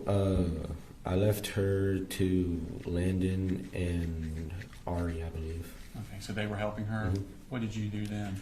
I went under the teacher's desk to help my friends that were there, and to get my phone to text family members. Okay. Did you find anyone else in the room that was injured besides Taylor? Ronaldo. Okay. He said that a bullet ricocheted and hit him on the thigh, so he asked me to help him with it. Okay. Did you see the wound? Not directly, but I did see some of the blood on his clothes. Okay. Did you see anyone else that was injured? No, but I could hear the yelling. What were you hearing? I was hearing, I don't know who it was, yelling, "I'm shot and I'm bleeding." Okay. Did you see blood around the room? Not, I can't remember. I have vague glimpses of seeing bits of blood on the floor after it all happened. Okay. You said you got your phone, and who did you contact? I tried calling my mom and then my dad, but they were at work, so they didn't pick up. Okay. So I proceeded to text 2 of my cousins. Okay. And what did you tell them? I told them that they were shooting in the building, that they went for my classroom first, and that I'm not hit, thankfully, but some of my classmates are. Okay. After the shooter left your classroom, could you hear any more shots other parts of the school? I don't remember. I wasn't paying attention to that. I was trying to help some of my friends. I completely understand. How long was that y'all were in the room without anyone else helping? I would say half an hour or less. Okay. And who first came to help y'all? The cops first came to check on everyone, to see how bad the injuries were, and to guide us out of the building. Okay. And who did they take out first, the cops? I don't really remember that well. Okay. At some point, were you taken out of the room? Yes. Did you walk on your own free will, or did someone have to take you? I walked on my own free will because I also had to help Ronaldo get out of the building because he couldn't walk that well. Ronaldo was having trouble walking? Mm-hmm. Okay. Did you see Christian on your way out? Mm-hmm. Okay. And how was he? He was just laying down on the floor. I couldn't see much because I didn't want to, and I was helping others. Did you know he was there before you went to leave? Mm-hmm. Okay. Was there discussion around the room about it? Hmm? Was there any discussion around the room about it? About Christian? if he's... Just about his well-being? There was a bunch of talking about people saying he was the first one to get injured. Mm-hmm. But that's really all I can remember. Okay. When you left the room, did you go to the right or the left? The right. Okay. Did you notice anything in the hallway that caught your attention? No, I was mainly focused on leaving the building as fast as I could. As fast as you get out? Okay. And where did they first take you? They took us to a little hill past the road that links Heyman Morris to Apalachee. Mm-hmm. And then after a bit, they took all the students there to the football field. Okay. When you got to the football field, what was happening there? People were looking for their friends, crying, calling their parents. There were teachers making sure kids were okay. Okay. What did you do at the football field? I roamed around looking for my friends, and once I made sure they were all okay, I couldn't contain myself, and I just started crying right there. Okay. How long were you at the football field? I'd say 3 or 4 hours. Okay. And at some point, were you able to leave? Yes. Okay. And who came and got you? My mom came and got me first, and then my dad came later on. Okay. And since this time, have you had any impact on your life? I've gone to therapy, but before that, anytime I heard a loud bang multiple times, I would get scared, be aware of my surroundings, and always look at the door. Okay. How long was it before you went back to school? It was, I believe, a month. Okay. Were you injured in any way physically? No, sir. Okay. And I think you said you went to counseling? Mm-hmm. How long did you go to counseling? I believe it was 4 months. Okay. And did it help? Yes. Okay. Martin, that's all the questions I have. Thank you. Any calls? No problem, thank you.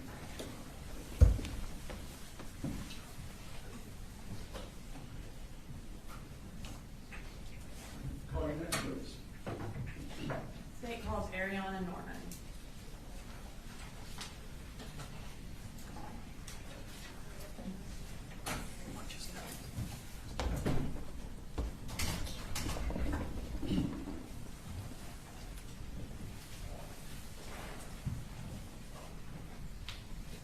All right, Ariana, can you please raise your right hand?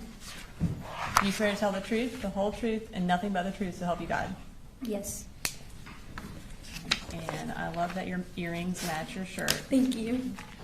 Can you tell us your name and then also spell it, please? Yes, my name is Ariana Norman, and you spell it Aryanna. And my last name is spelled Norman. Okay. And how old are you, Ariana? I'm 16. Okay. And where do you go to school? Apalachee. What grade are you in? I'm in 10th grade. What grade were you in during the 2024-2025 school year? 9th grade. I'm sorry, I did not mean to make you do math today. So you were in 9th grade in 2024. Can you tell us if you went to school on September 4th of 2024? Yes, I did. And who did you have for second period? Miss Ryan. Were there any other teachers in that classroom? Yes. And who was that? We call him Coach Edwards. Okay. What kind of class was it? An algebra class. Okay. So on that particular day, did y'all have a new seating chart? Yes. Okay. I'm going to pull up the seating chart from that day. Or I'm going to have, yeah, there you go. Is that where you were sitting? What's in the Yes. red circle? Actually, no, it was switched. Oh, okay. So were you sitting on the other side? Yes. All right. And so you were next to Nautica? I was in front of her. In front of her. Okay. The doorway, is that all the way at the bottom left?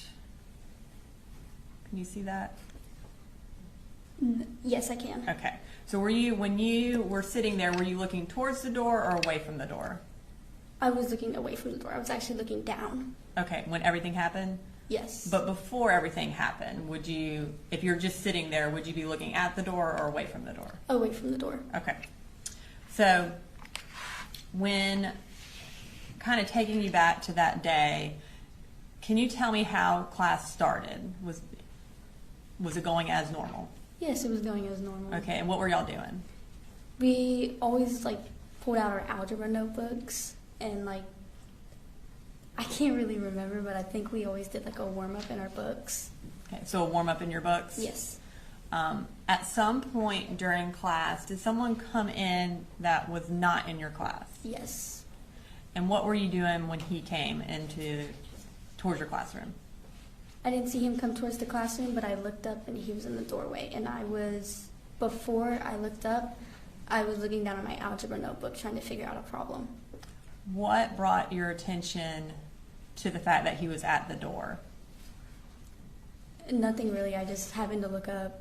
And what did you notice about him? I noticed that he had a gun in his hand. Okay. Do you remember what the gun looked like? It was long and black. When you saw him with the gun, what did you do? I just stared at him. And what happened? He started shooting, and I put my head down on the desk and covered my ears because it was so loud. Do you know how long he was shooting for? Probably, time went by really fast, so I'd say a minute or two. And do you remember how many shots he fired? I wasn't counting, but it was a lot. Wow. So the entire time that he was shooting, did you have your head down? Yes. When did you pick your head up? I picked my head up right as he was leaving. Okay. And did you see him leave? Yes. What happened when he left? I'm pretty sure he went next door. He went to the left. Okay. Was y'all's door still open when he left? I think somebody closed it. Okay.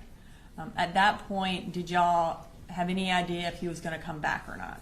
I thought he was going to come back. Okay. So were you still afraid for your life at that point? Yes.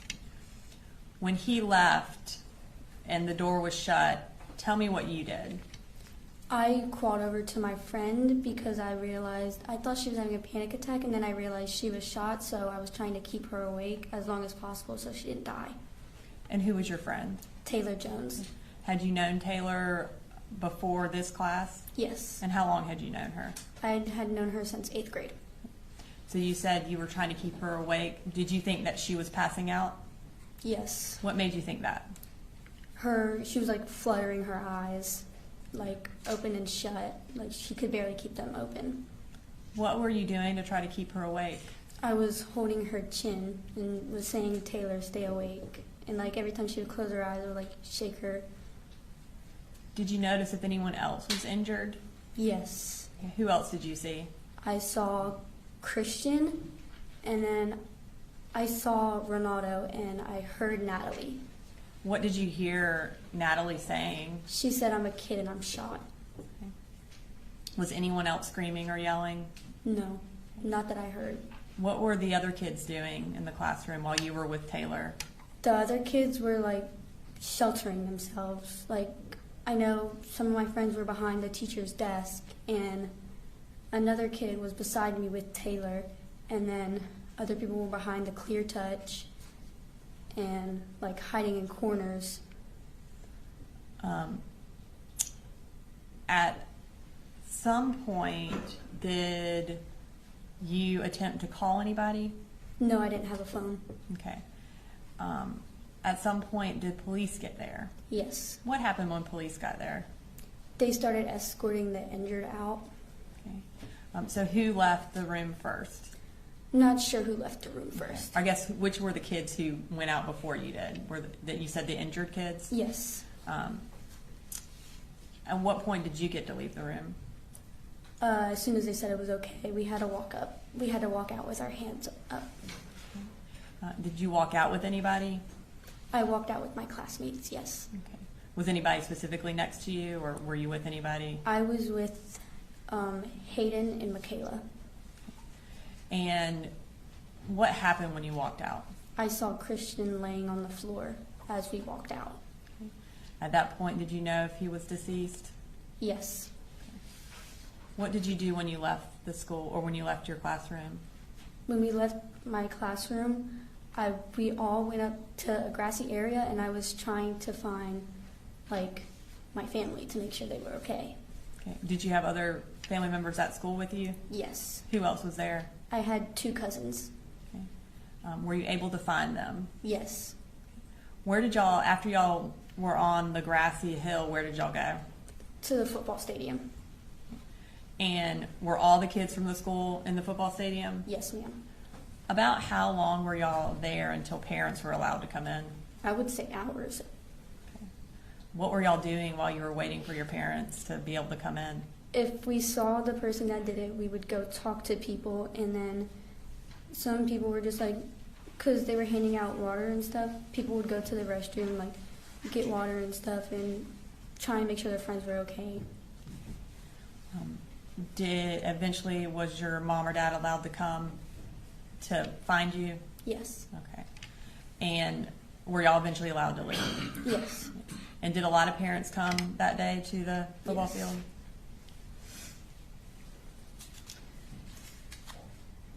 Since that day, how has this shooting affected you? It has affected me very much mentally. I have had to been put on anxiety medication because even to go on a walk around my neighborhood, anxiety would fill my head, and I'd feel like somebody would drive past me and shoot me.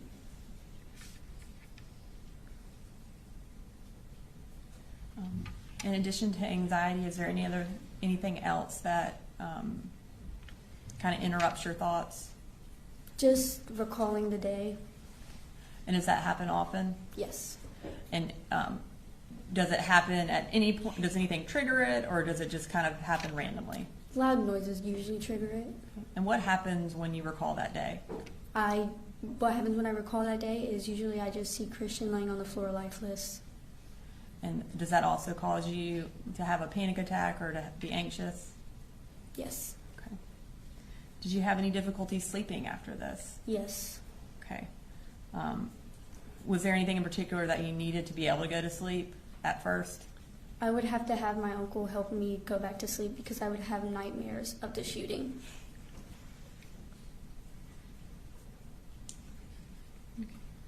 And did you start counseling for this? I mean, have you been in counseling since Yes. this? Okay. And are you still in counseling for it? Yes. Okay. Have you and the other kids in Miss Ryan's classroom stayed in touch? Yes. And how do y'all do that? We have a group called CRMC, and usually like once every other month we hang out, and sometimes we see each other in the hallways and stuff. And what is the purpose of that group? To like bond and like make sure really everybody's okay. Okay. And what is CRMC? It stands for the victims' names, and usually what we do is we like hang out, play games, eat food, just to like really get a closer connection. Okay. Thank you, Ariana. I don't have any further questions. You're welcome. Any cross? No cross, Judge, thank you. All right, thank you. My understanding is that one or more of the jurors would like a break, so we'll go ahead and take a 10 to 15 minute recess.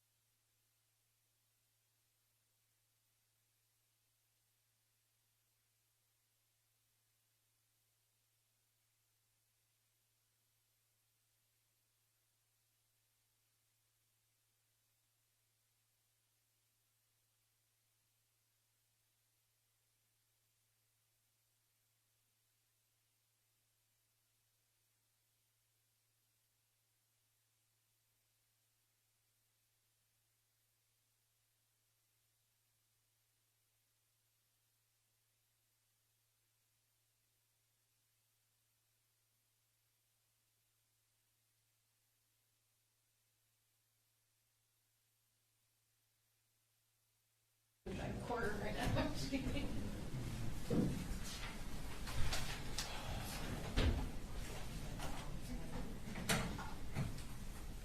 rest of the witnesses here, That would be a change of plans, but I will step up if needed.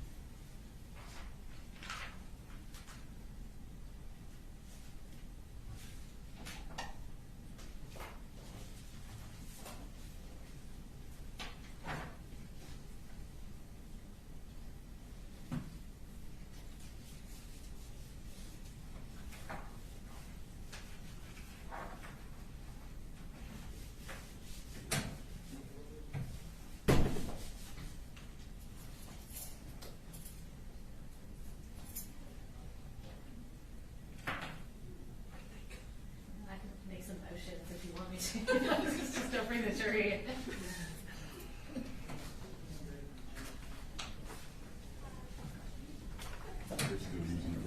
still using the restroom?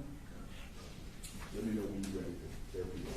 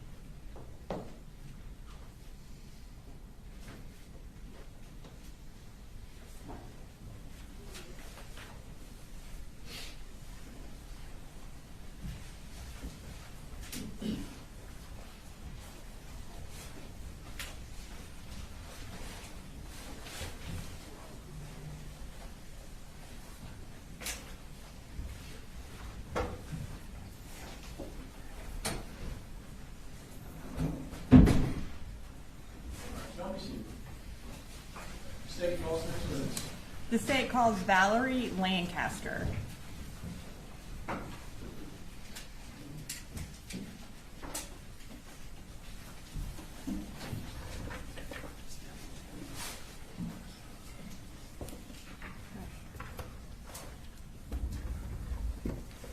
All right, Ms. Lancaster, can you raise your right hand? Do you swear to tell the truth, the whole truth, and nothing but the truth to help you God? I do. All right, can you tell the jurors your name and then go ahead and spell your name for the court reporter? Valerie Lancaster, VALERIE LANCASTER. All right, Ms. Lancaster, can you tell us what you do? I am a math teacher at Apalachee High School. And how long have you worked at Apalachee High School? This is my second year. And where did you work, or how long have you been a teacher? This is year 20. In addition to being a math teacher, do you coach anything? I do. I coach basketball and golf. In September of 2024, what was your second period class? My second period class was a collab geometry class. And what do you mean by collab? There's 2 teachers in the room for to cover special ed students that have IEPs. And who else was teaching with you? David Phoenix. And was he also a golf coach? Yes. And who handled what part of the class? We actually did it, we team teach, so if I was doing the main teaching that day, he would be circling the room, checking on kids, making sure that they were doing their work or answering questions, and then vice versa. If he was doing the main teaching, I was doing the circling. Okay. I'm going to pull up State's Exhibit 3.2. And this is a partial map of the school. We have what we believe is your room circled. Is that where your room was? Yes, ma'am. Okay. And right next to your room, who taught that class? Mr. Aspel. Okay. And what hall is that on? That's the I hall. And is it like the last classroom before you get to J hall? Yeah, it's like the intersection. Okay. On September 4th of 2024, who was being the lead teacher and who was being the co-teacher in your class that day? I was lead teaching at that time. Okay. So does that mean that Coach Phoenix was kind of walking around helping? Yes, ma'am. While you were in class that day, did something happen that kind of drew your attention away from the class to something outside the class? Yes, ma'am. We heard a loud noise. It kind of sounded like lockers banging or like dropping of Stanley cups is what we heard at that time. Was that something unusual? Yes. Okay. As a result of hearing that, what happened? We kind of just looked at each other, and then Coach Phoenix walked out into the hallway to try to see what was going on. And as far as kind of the way your classroom is set up, when he walked out of the classroom, which way did he go, or could you tell? I couldn't tell. Okay. And do y'all have like a closed door policy at Apalachee? Yes, ma'am. And tell us what that is. The doors are supposed to stay closed unless you're leaving or entering, and with that, they stay closed and locked. Okay. So when Coach Phoenix briefly walked out, did he leave the door open when he walked out? I don't remember. Okay. At some point while he was outside the classroom, tell me what happened.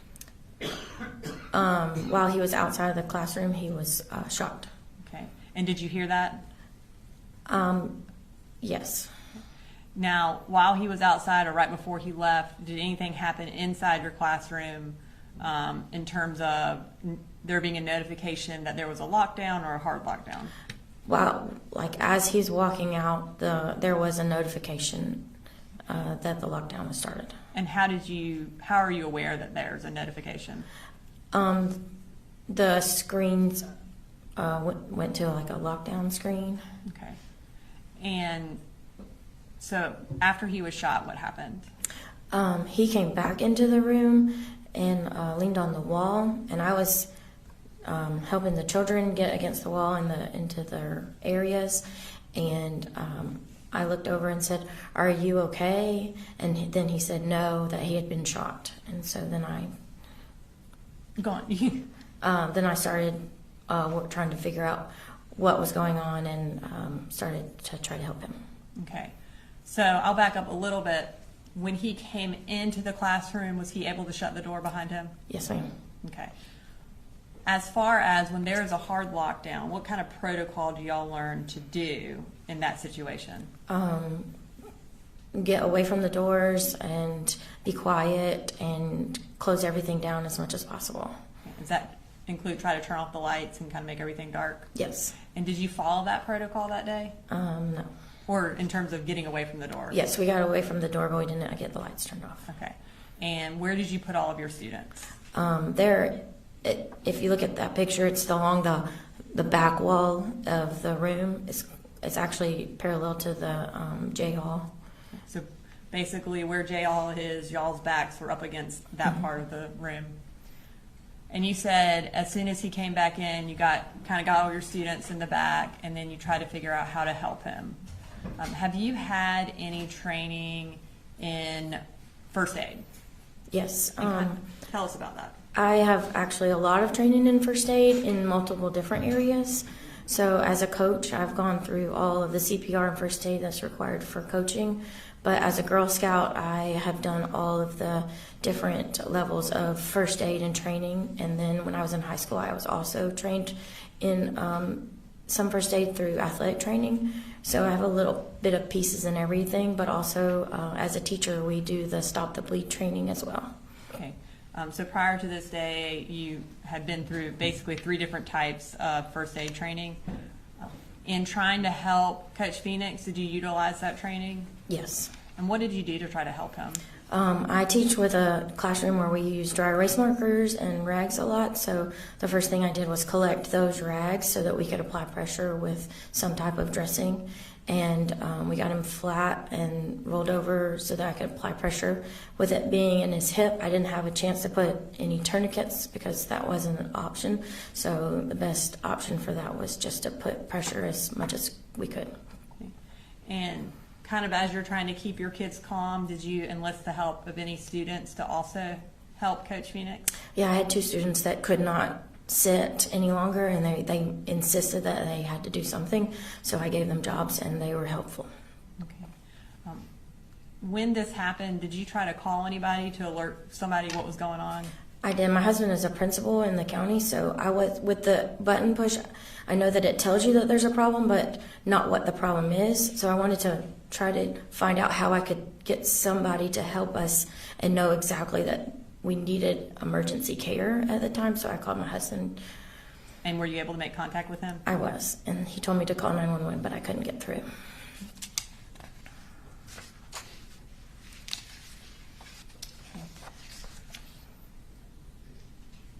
And I know you may not remember this, but about how long did it take before law enforcement was able to get there to help with Coach Phoenix? It felt like forever, but I don't know exactly how long.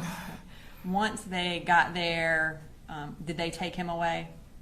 Yes. Okay, and did y'all eventually get to be evacuated from the school as well? Yes. And where did y'all go? Originally, they moved us across the hall into the one that says Aikens, and we were housed there for a little while, and then we were moved down J Hall out to the football field.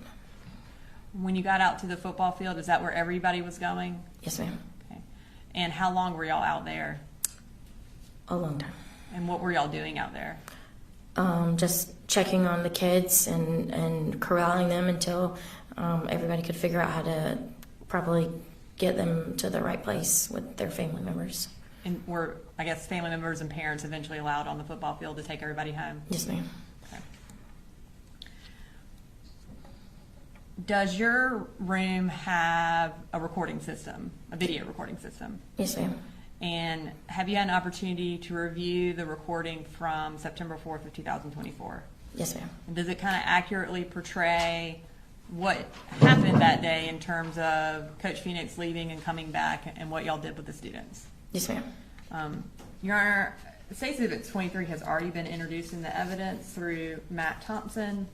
At this time, we would like to publish a clip, which is from 2 minutes to 3 minutes and 40 seconds of that video that's been introduced.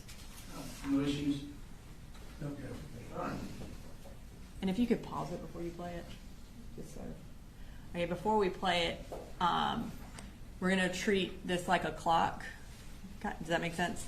If you could tell us on the clock where the door is. 4 or 5. 4 or 5 o'clock. And then where are you and where is Coach Phoenix? I am 12, 1 o'clock. Okay. Coach Phoenix is like 9 o'clock. Okay. All right. At this time, we'll go ahead and play the video.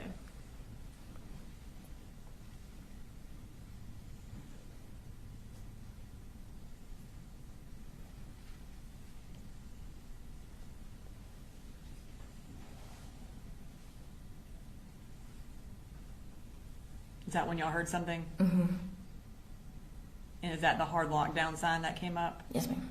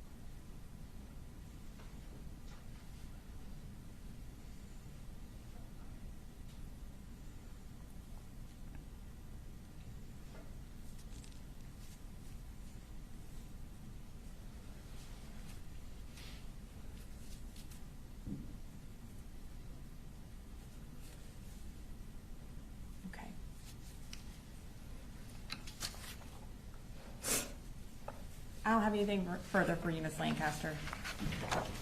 Cross. No cross, Judge. Thank you. All right. Thank you, ma'am. We're ready to go.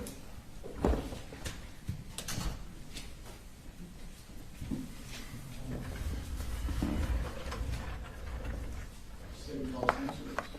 The state calls David Phoenix.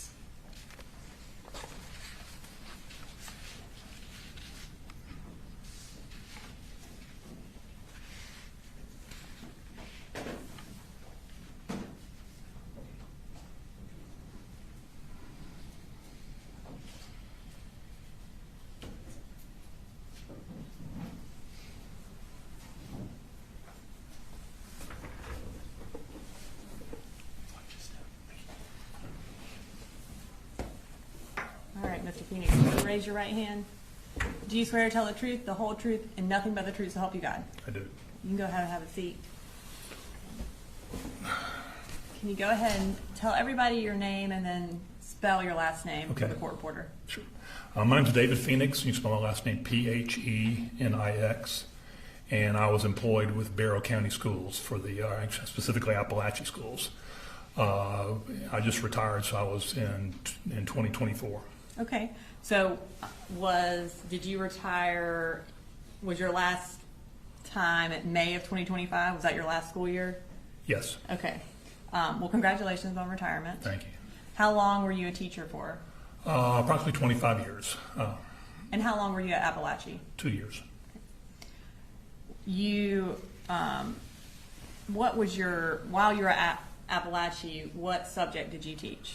I was special education, and essentially what that means is that usually I have my caseload of students that are specifically mine, and I follow them from freshman to senior year. And but in the normal classroom, I am there to provide support for the general education teacher. Specifically, if we take the situation that, for example, Valerie Lancaster was a general education math teacher, and I was in the same room with Valerie as the support. I have a list of students that In most cases, when you say special ed, they're not.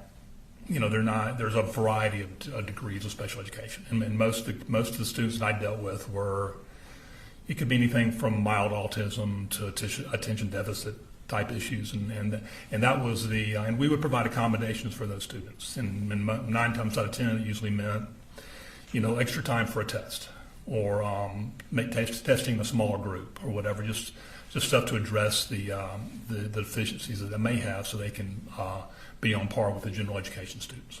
Okay. And so in Miss Lancaster's class, were there kids that were on your caseload, but also kids that were not on the special ed caseload? I don't think so. I think most of mine were.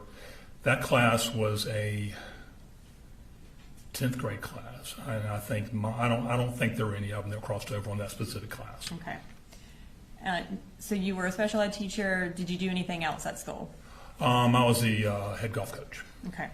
And did Miss Lancaster also coach with you? She's doing it this year. She's doing it this year. She did not do it back then. Okay. So on September 4th of 2024, what was your second period class?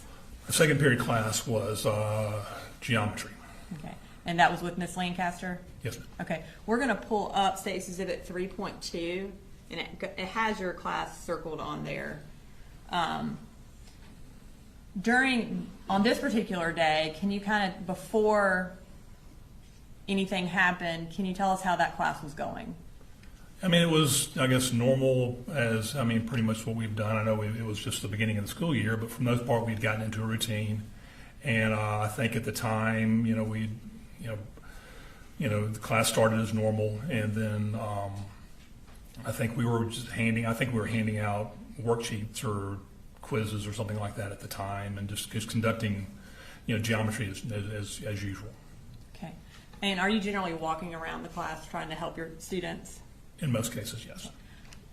This particular day, did something grab your attention outside of the classroom? Sure. Yes, it was.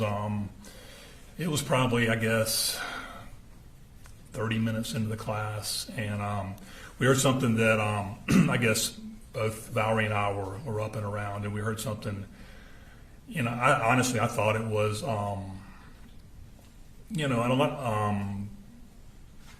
maybe contractors working on an air conditioning system or something like that. And I didn't. And at the time, what normally most teachers do when you hear something out of the norm, you kind of go out and investigate. A lot of times it might be, a teacher and a student kind of getting into it. It might be, fight. It could be a variety of things. But normally you just kind of support the teachers on your left and your right, and you go out and just kind of make sure everything's okay and see if they need any help. And so on this particular day, when you heard that, is that what you did? Yes, ma'am. Okay. And when you left your classroom, do you remember if you went to the left towards J Hall or to the right? Looking at the diagram, I think we would have gone to the left.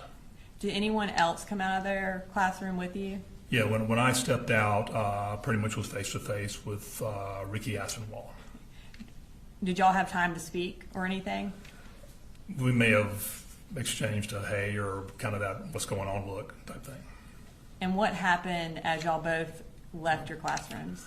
We probably walked about no more than 3 to 5 feet, and then looked up, and I think you can kind of see in the diagram where there's a hallway going that kind of dead ends, that our hallway kind of deaded into that back hallway, which is a J Hall. And we probably walked about 3 or 4 feet, and then we, at the time we saw a young man with a rifle. And did you see him before he started shooting? I did very briefly. I saw him basically in the pose with the rifle, and the minute I saw that, I think both Ricky and I both scattered. Okay. And were you shot? Yes, ma'am.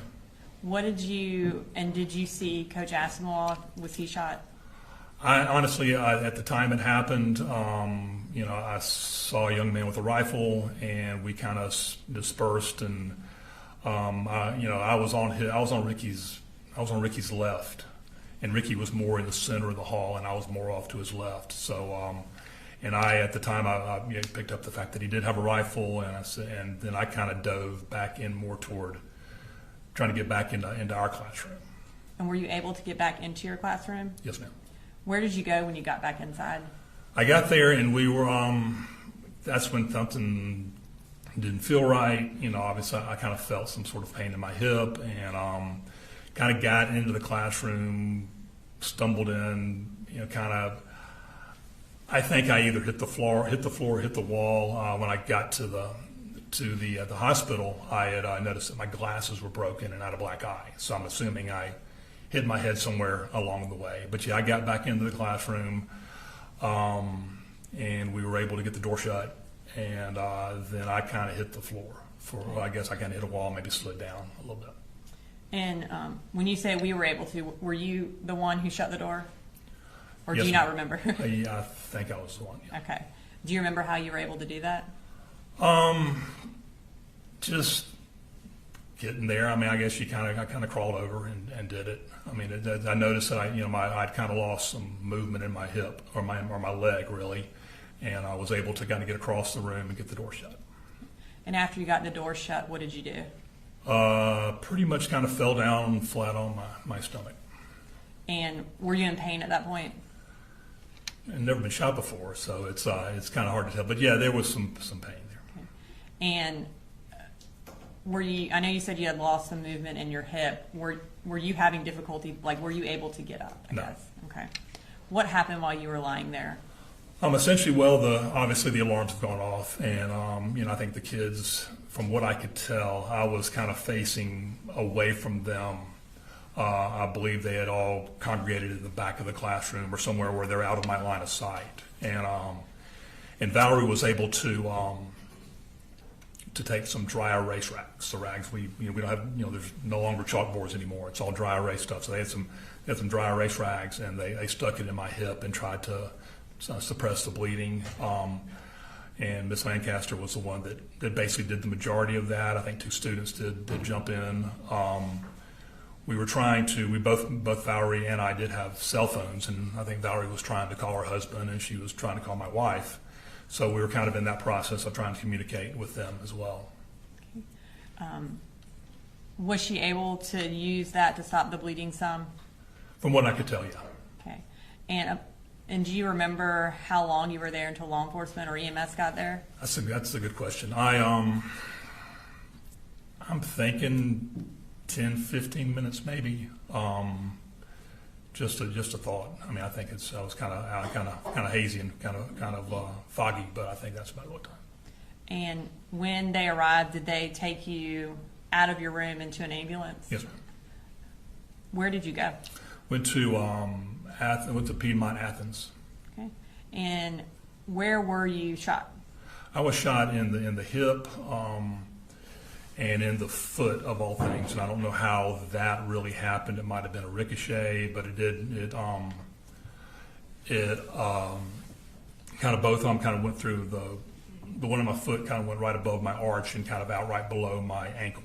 So it somehow didn't really didn't hit the Achilles, didn't hit anything, I guess, really of huge value. And with my hip, it kind of came in through the right here, kind of right below my stomach, and out kind of it pretty much tore up. I guess if you know anything about hips or anything, there's the iliac bone. The way the bone is set up, it's the iliac crest. It's kind of that kind of round bone that's on top of the ball and socket, and it shattered that, and they had to go back the next morning and rebuild my hip. And so those were really the 2 places that I got hit. And so you had to have surgery on your hip. Were you able to escape without surgery on your foot? Yes. Yeah, I was in a boot for a few weeks. How long was the recovery for your hip? I mean, it could be argued that it's still going on. I mean, it's still. I think we've obviously went through physical therapy and a variety of things, and I think we're kind of at the point now where it kind of is what it is. And if I had to assign a number to it, I'd say I'm probably 85%. But I would think the majority of the healing probably took. Well, I was back at work in a limited capacity in December. Okay. And so that was your first day back at work, was sometime in December? Yes, ma'am. And were you able to do your last year of coaching golf? I was. Okay. I don't have anything further. Thank you, Coach Phoenix. All right, any calls? No question, Judge, thank you. All right, thank you, sir. You're Thanks, pretty sir. good. Yes, sir.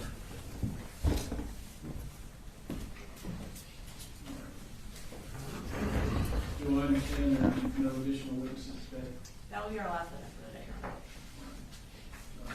Ladies and gentlemen, I think we went through more witnesses more quickly than was anticipated, so we're going to stop for the day, and if you will, do we need to be at 8:30 tomorrow morning?